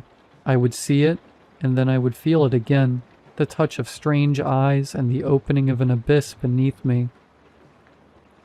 I never told my parents about it. How could I? It wasn't the sort of thing that you could tell your parents. They wouldn't have understood. They wouldn't have understood what I meant when I said that they were still waiting for me. Their eyes were still on me. They still had a space for me beneath the waves. They were still watching me. I suppose it was fair that I watched them back. I turned away from the sea, beginning to walk back towards the pathway down to the parking lot. I don't need to stay now that I've laid eyes on it. It's not like it's going to move quickly. My phone rings. I fish it out of my pocket with one hand, unlocking it and holding it up to my ear. Hello? Sunshine. The voice is warm and gentle. How are you? I soften despite myself, even though I have to focus on still picking my way down the sand and rocks. Hi, Dad. Yeah, I'm okay. It's just my father and me these days. I'm long grown, but I still live at home. With my legs being what they are, and my father's age being what it is, we do a lot better supporting each other. Home aids cost money that neither of us have. We're not as close as we were before everything, but we help each other out. It's a living. When my father speaks again, he sounds concerned. He doesn't like when I leave without telling him at least that I'm leaving, and when I'll be back, even if he's never even tried to prevent me from going wherever I want. It's not that he's a helicopter parent. He's just scared. I can't really blame him. No one in town likes their people being out of sight these days. Where did you go? Just out to the cliff. I'm heading back now. He tries to not sound disturbed, but he does. And did you see it? I nod before remembering that he can't see me. Yeah, it's miles out though. Should be months at least before it gets here. We have enough warning to prepare at least. You know, I don't like that you go out there, he says. This time his voice is gentle, like someone speaking to a frightened animal or a child. I bristle, despite myself.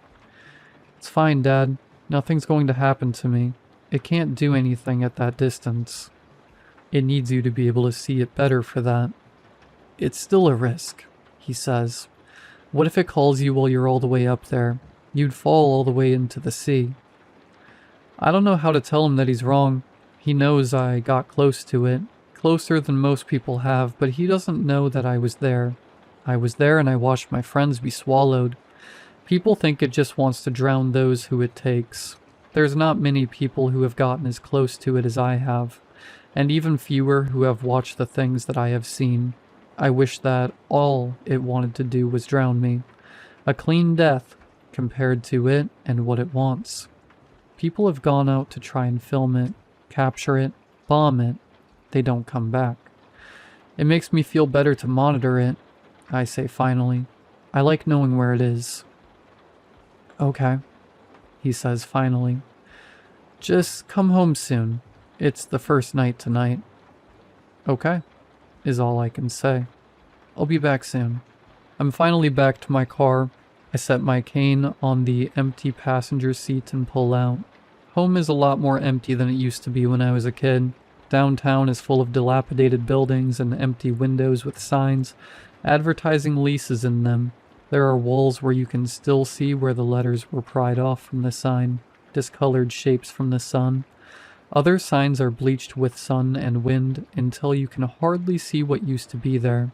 Years on, I can't quite remember.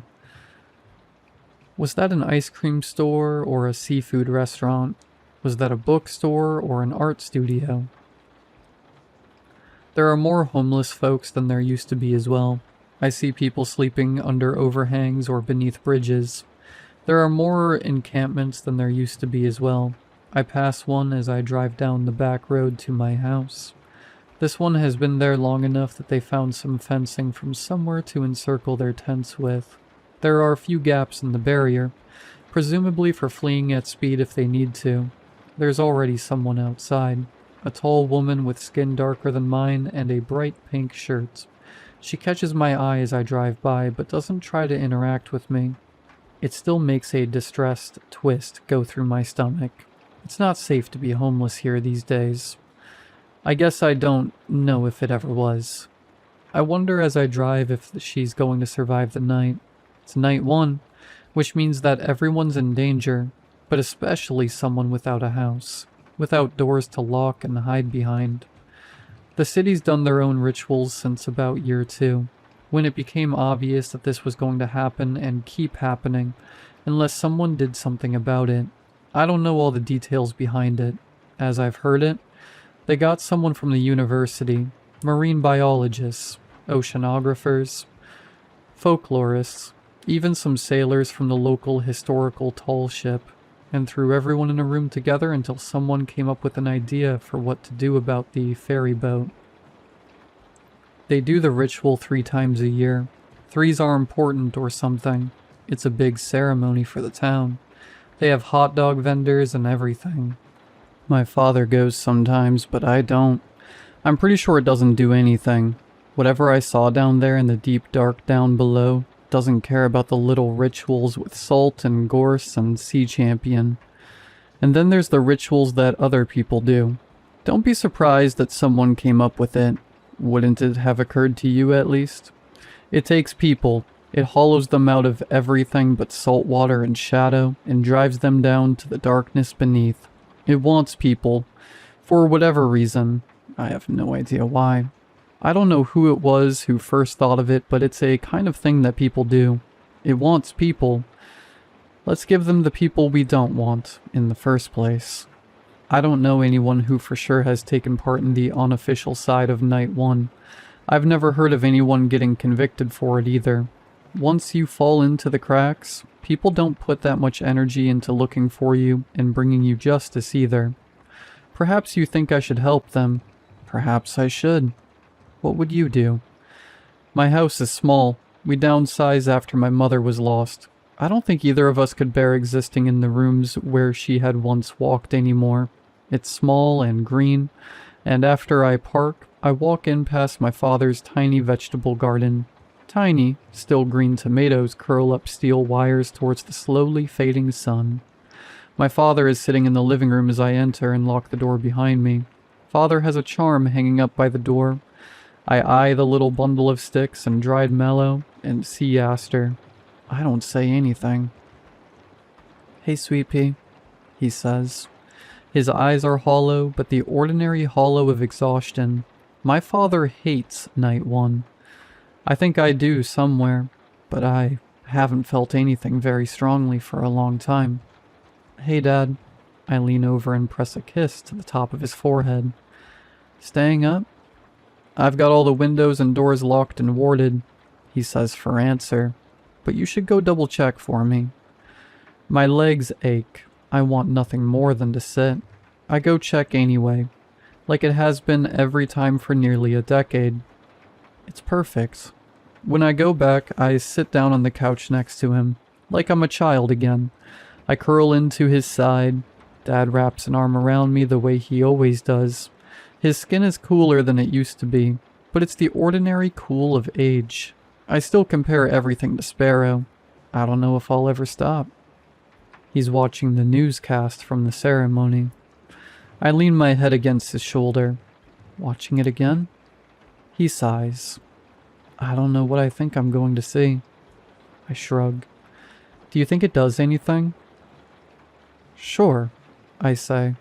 Maybe. He accepts this answer and ruffles my hair gently before rising. I know he's going to triple check. Some nights he ends up quadruple and quintuple checking again and again until I make him some tea and make him sit down. He's a lot quieter than he is in my memories. The sea ate his smiles as well. The sea ate the heart out of the city. I think and sigh, and then pick up the remote and turn off the news. It's not until last night, when I'm laying in bed, that I let myself think what I really think the answer is. I don't think any of the rituals that we do work. Sometimes I meet people who think the violence that is done at the shoreline to those no one in the city cares about is worth it, if it keeps the sharks away from their door. I don't know how to tell them that I'm pretty sure it can't do anything. I have charms in my room as well. I've had them for years. It makes Dad feel better to make them. There are bundles and bundles lining the walls and shelves of my room. Bundles of rowan and aster and gorse and sea campion and seaweed. Dad trying different things over the years. Trying to find something that works. I have years worth of them, and not one of them has ever stopped me from feeling their eyes that are not eyes on me. I can feel them now. As I lay in bed and there's nothing else to distract me, they are watching me still, behind the walls and sideways of the sea. I feel their gaze like a thin line that stretches from my bedroom all the miles away to where the ferry boat moves slowly, day by day, closer. I wonder if Sparrow and Ryan and Mallet can see me wherever they are. I wish I could believe that the rituals people do work. I wish I couldn't say this about myself. But I know that, if it worked, I probably would be okay with giving people to the sea. But I lay there in bed and I feel it. I feel that same sense of pageantry and theater that I did that summer 10 years ago. The sense that everything we built is nothing but paint and foil and cardboard. It's a play that we do because it makes us feel better. Nothing more. Whatever I saw in the darkness that night isn't something that cares about salt water and flowers. If it's giving us space, giving us time to rest and recover, it's not because of anything that we're doing. It's because it wants to. It knows that there's so many of us that cannot leave. It knows that even if 1 year's pickings are slim, that it has time. Whatever has waited there for uncounted eons beneath the waves isn't something that needs to worry about time. I close my eyes, trying to ignore the sense of eyes on me. It can wait, I think to myself. It can wait as long as it takes to catch someone who it wants. I wish I knew what to do. Perhaps somewhere else. I'd be able to figure out how to get my friends back, how to drive the boat away forever, how to stop feeling the aching absence within my chest that I know is the space that they've prepared me for, still waiting for me to fill it. I don't. All I know how to do is lay in bed and close my eyes, knowing that when I sleep, I will once again see the yawning gaze of the eyes beneath the sea.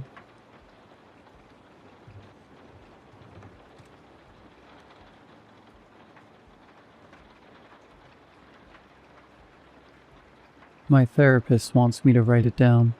She's been patient about it, more patient than I deserve, but last week she said that sometimes the story needs somewhere to live outside of you, and that maybe I should find it a place. I don't think she means Reddit, but I've tried talking about it, and I've tried writing it in a journal that sits on my nightstand, and I've tried just letting it be quiet inside me, and none of that has worked, so here we are. I want to be clear about something before we start. The police have everything. Once I could write it down, I wrote it down, and they have all of it. This isn't about that. This is for me, and maybe for my therapist, if she ever goes looking. My name is Frank. I have a stutter. I've had it since I was 5 years old, and I will probably have it until I die. And for most of my life, I have treated that fact like a verdict. Like something a jury handed down about who I am and what I'm worth. I know that's not healthy.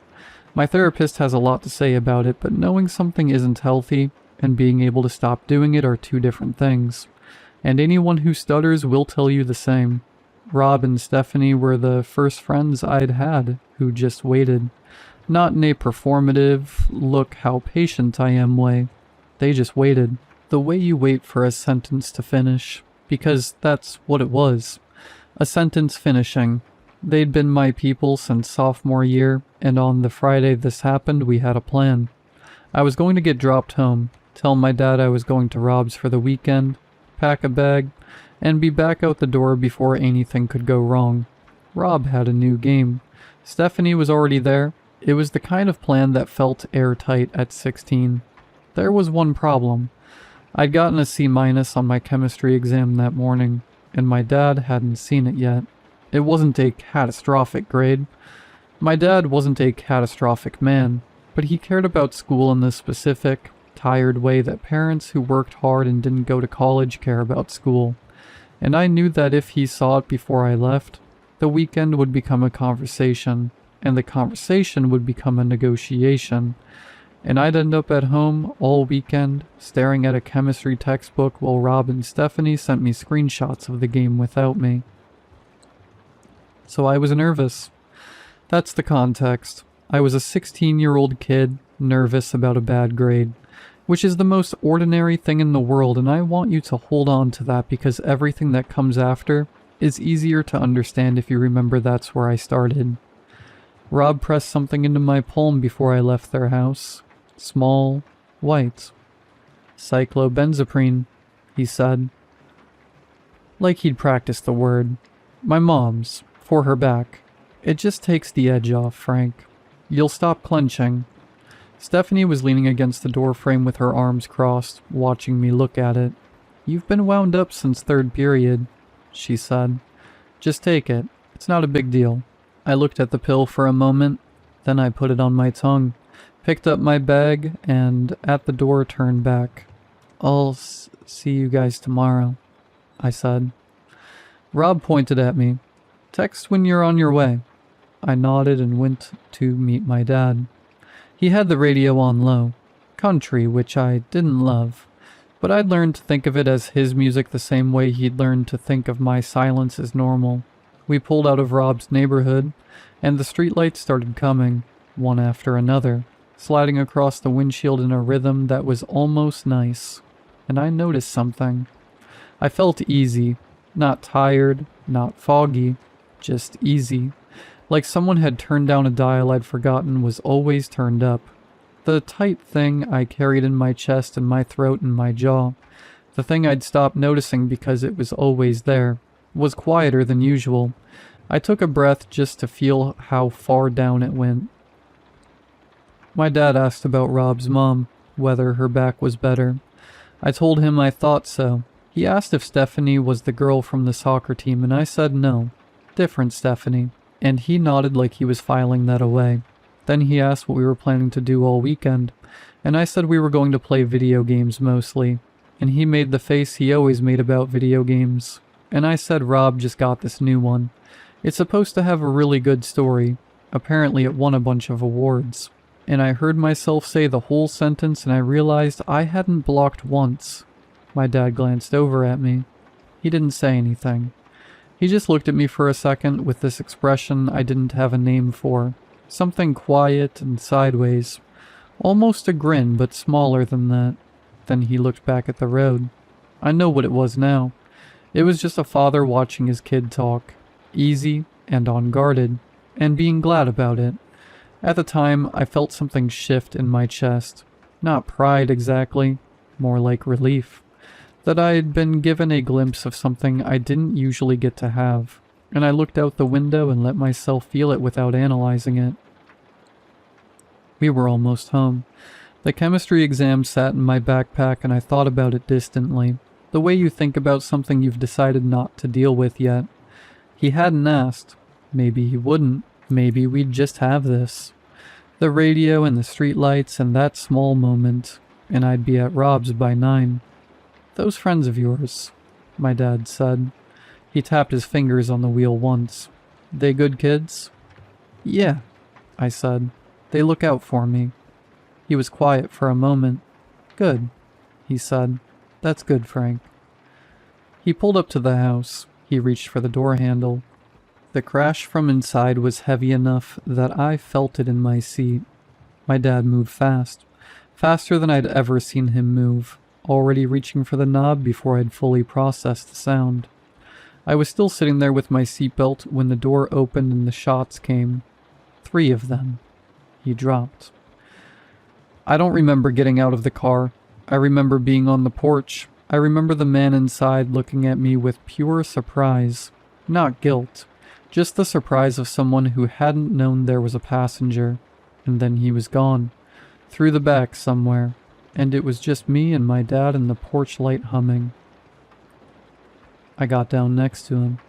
I pressed my hands against him the way you're supposed to. Or the way I thought you were supposed to. And I could feel warmth and I didn't let myself think about what that meant. I just pressed down. His face was turned toward me, and his eyes were open, and I talked to him. Or I tried to. I said his name and some other things I can't remember. And somewhere in there I had my phone out and I was dialing. 911. What is your emergency? I knew exactly what to say. I have always had the words. That is the thing about stuttering that I have never been able to make anyone understand. The words are right there. They are always right there. And there is something that stands between knowing them and saying them that has no name and no logic and no mercy. Hello? What is your emergency? I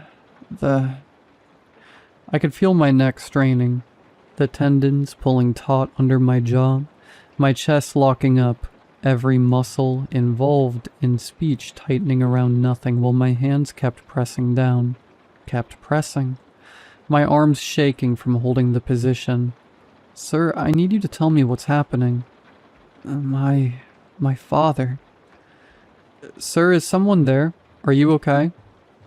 The muscle relaxer was still in my system. I know that now. I've read enough about it since. The adrenaline was fighting it and losing in certain places and winning in others. And one of the places it was losing was my throat. My tongue. The muscles that were supposed to push words out into the air.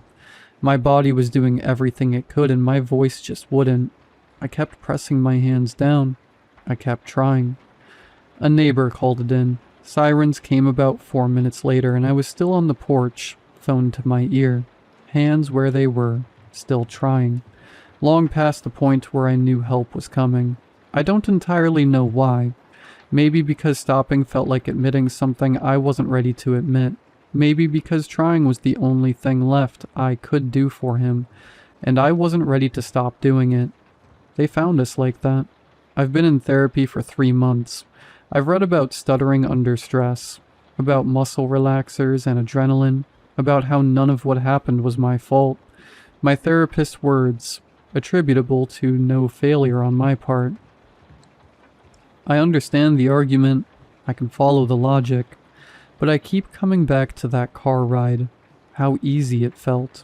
My dad's face when I finished that sentence without blocking. That small sideways thing that wasn't quite a smile.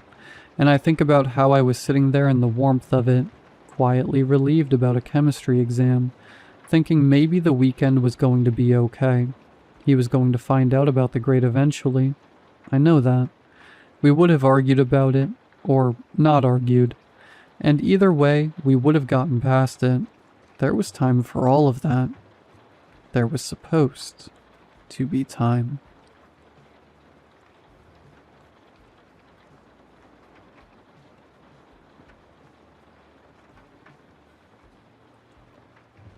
I started working the night shift at an old factory in 2019. The place shut down in 1991. Nobody ever explained why. Some company still owns the land and they pay me to walk the perimeter, check the locks on the gates, and sit in the security hut until sunrise. The money is fine. The rules aren't written down anywhere. The guy I replaced told them to me on my first night. He made me repeat them back until I got every word right. Rule 1. Do not go onto the main floor after 2 a.m. Rule 2. If you hear the conveyor belt, count your steps. Keep counting until it stops. Rule 3. Do not look at the second shadow. I laughed when he finished. He didn't. For 2 years I followed the rules and nothing happened. The conveyor belt never moved. The power had been cut decades ago. The second shadow was just a trick of the emergency lights. At least that's what I told myself. Then they sent me a partner. His name was Ellis. Young guy, quiet, didn't ask any questions. I told him the rules on his first night. He rolled his eyes. Sure, he said. Anything else? No. He looks at me and asks, You actually believe this stuff?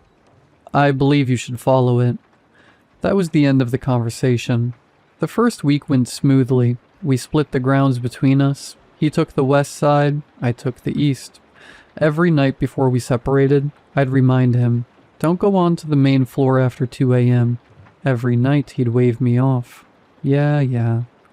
On the 8th night, my watch stopped. I didn't notice until I checked the clock inside the hut. My watch read 1:47. The wall clock read 2:14. I radioed Ellis. No answer. I tried again. Nothing. The west gate was empty. The main floor entrance wasn't. The chain was lying on the ground, the padlock open. I broke Rule 1. I told myself I was only going in long enough to drag him back out.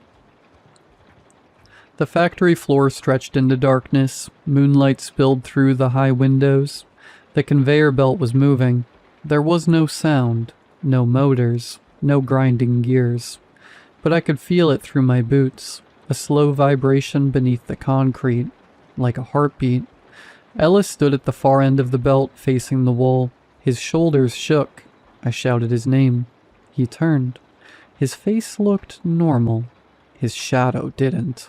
It had 2 heads. I looked down. My own shadow was gone. For a second I couldn't move. Then I grabbed Ellis and ran. I counted every step. 31, 32. The vibration followed us. 33, 34, 35, 36, 37. The conveyor belt stopped. The silence hit so hard it felt physical. I slammed the door behind us and locked it. Ellis didn't say a word for the rest of the shift. The next night he remembered none of it. Not the belt, not the factory floor, not me dragging him outside. But something had changed. His shadow lagged behind him. Only half a second at most. Enough to notice, not enough to explain. I started noticing other things. The air in the hut tasted different after midnight. Metallic, like old coins. The lights flickered sometimes, not only in my peripheral vision. When I looked directly at them, they were steady. The floor of the west gate room was always warm, even in winter. No heat source, just warm. After that, the nights stopped behaving properly. Patrols that should take 20 minutes took 3 hours. The clocks never agreed. My phone showed different dates, depending on which room I checked it in. Sometimes the sun rose too early, sometimes it didn't rise at all. The sky would just go from black to gray and stay there. One night Ellis went to check the west gate alone. He was gone 5 minutes by his watch, 7 hours by mine. When he came back, he was crying. He said he'd walked the same hallway over and over. Every door led back to the same door. The only way out was to count his steps backward. He wouldn't tell me what was in the hallway. He just kept saying, "I don't know," over and over. I stopped sleeping, not because I wasn't tired, but because every time I closed my eyes, I dreamed about the conveyor belt. In the dream, it was silent, but I could feel it, and my feet were already counting. After that, the conveyor belt started moving more often. Sometimes we'd hear it while standing outside. Sometimes we'd hear it inside the hut. Whenever it started, we'd count. Neither of us questioned it anymore, especially Ellis. He followed the rules perfectly. He never looked at shadows, never approached the main floor, never missed a count. But his shadow kept growing. Every week it stretched farther. No matter where he stood, it pointed toward the main floor. I stopped looking at my own shadow. I don't know what it's doing anymore. I tried leaving. I took the company truck and drove down the access road. The road bent left, then left again, then left a third time. I passed the same rusted sign 3 times. I stopped the truck and turned around. The sign was still there, but the words weren't. "Welcome back." The letters looked wet. I drove back. I haven't tried leaving since. Now I'm sitting in the security hut writing this. Ellis sits across from me. The wall clock says 1:47. It has said 1:47 for 3 days. Neither of us mentions it. We just repeat the rules over and over. Our voices are hoarse. I can't remember the last time we drank anything. A few hours ago, a truck came down the access road. A young guy stepped out. Clipboard, badge, company uniform. He asked if this was the factory. Ellis looked at me, then back at him. "Yeah," he said. "You need to listen to the rules." The man smiled. "I wrote the rules." Then he walked past us towards the main floor. The conveyor belt started moving. I felt it through the floor of the hut. Ellis's shadow stretched across the room, past the door, past the wall, out of sight. The man never looked back. The conveyor belt stopped. The clock still said 1:47. Ellis turned toward me. His face was calm. Too calm. "That's the 4th one," he said. "The first 3 were me." Then he walked after the man. The door shut behind them. The padlock clicked closed on its own. The chain twisted itself into a knot. I've been trying to undo it ever since. My fingers are bleeding. The knot doesn't change. I'm alone now. The rules are still written on the wall. I don't remember writing them, but the handwriting is mine. There are 4 rules. I swear there used to be 3. Rule 1. It's forbidden to go onto the main floor after 2 a.m. Rule 2. If the conveyor belt is heard, count steps. Rule 3. It is forbidden to look at the second shadow. Rule 4. When the next one comes, do not speak. You are the new guy now. I just heard the truck engine start outside. Then stop. Then start again. Then stop. Footsteps on the gravel. Someone is coming up the path.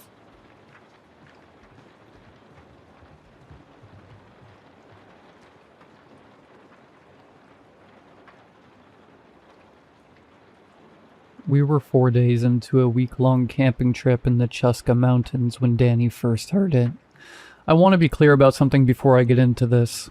Danny is not the kind of person who spooks easily. He grew up in rural New Mexico. He's been hunting since he was 9. He's the guy who stays calm when everyone else is panicking. The guy you want next to you when things go wrong. When Danny says something scared him, you listen. We were sitting around the fire. Me, Danny, his girlfriend Priya, and our friend Marcus, when Danny went quiet in the middle of a sentence. Just stopped talking and stared out past the tree line. "What?" Marcus said. "Did you hear that?" We listened.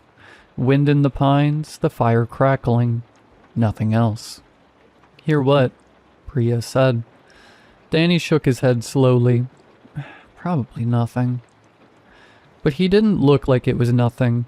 He looked like a man doing math in his head and not liking the answer. We were all in our late 20s. The trip was Marcus's idea. He'd been going through a rough divorce and needed to get out of the city, and we'd all agreed that a week off the grid was exactly what everyone needed. No cell service, no internet, nothing but mountains and trees and the kind of silence that cleans you out. The Chuskas sit on the Navajo Nation. Danny has Dinah ancestry on his mother's side, which is part of why he suggested the specific location. He knows the land. He respects it in a way that the rest of us, raised on concrete and convenience, don't entirely understand but try to follow his lead on.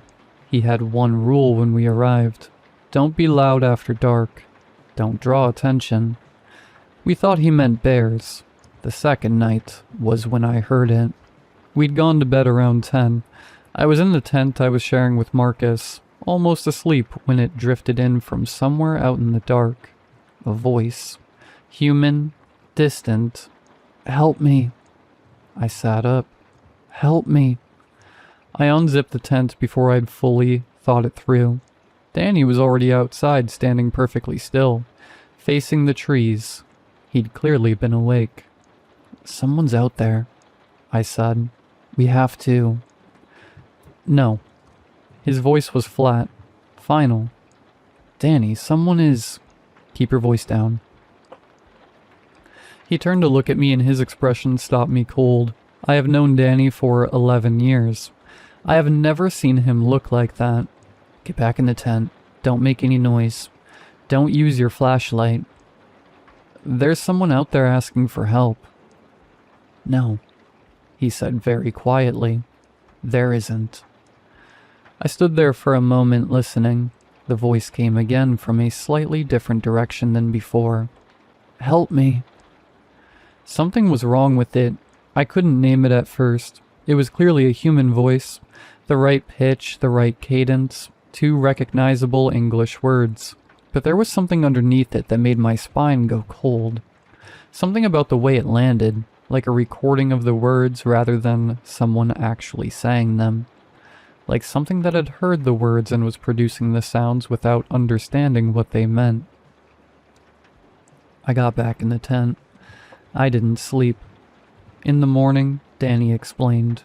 Not everything. I don't think he was willing to say everything, but enough. He told us about the Yi Naldalushi, what outsiders call skinwalkers. He told us they were real, that his grandmother had told him about them since he was small, that there were things in these mountains that were not what they appeared to be. Marcus laughed. Not meanly, more nervously. "You're telling me a skinwalker was outside our camp last night?" "I'm telling you something was," Danny said.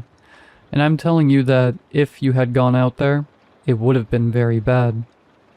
"How do you know it wasn't just someone who needed help?" Danny looked at him for a long moment, because of what it was saying. He let that sit. Then he said, "These things, they learn sounds. They mimic what they hear. They're not like animals that learn calls. They specifically learn human sounds." He paused. "Think about what sounds a human makes when one of these things finds them." The fire popped. "Help me," Priya said quietly. She'd gone pale. Danny nodded. "That's what it knows. That's what it's heard, over and over for a long time." He looked out at the trees. "That's the only reason it says it." Nobody spoke for a while. Marcus, to his credit, did not laugh again. "We should have left that morning. I want to be honest about that. We had enough information to make the right call and we didn't make it.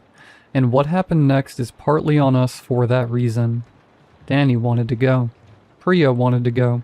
Marcus and I convinced them to stay. One more day, we said. We'd be careful. We'd be quiet. We wouldn't go out after dark. I think we both still hadn't fully accepted what Danny was telling us. Not really. It's one thing to hear something wrong in the dark and feel afraid. It's another thing in the daylight, with the fire going and coffee in your hand, to truly believe that something inhuman spent the night circling your camp. We stayed. The third night, it got closer. I know this because I could hear it moving, not in an animal way.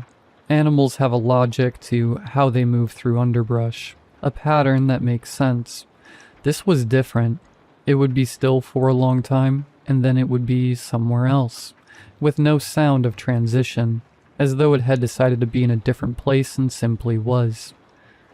Help me.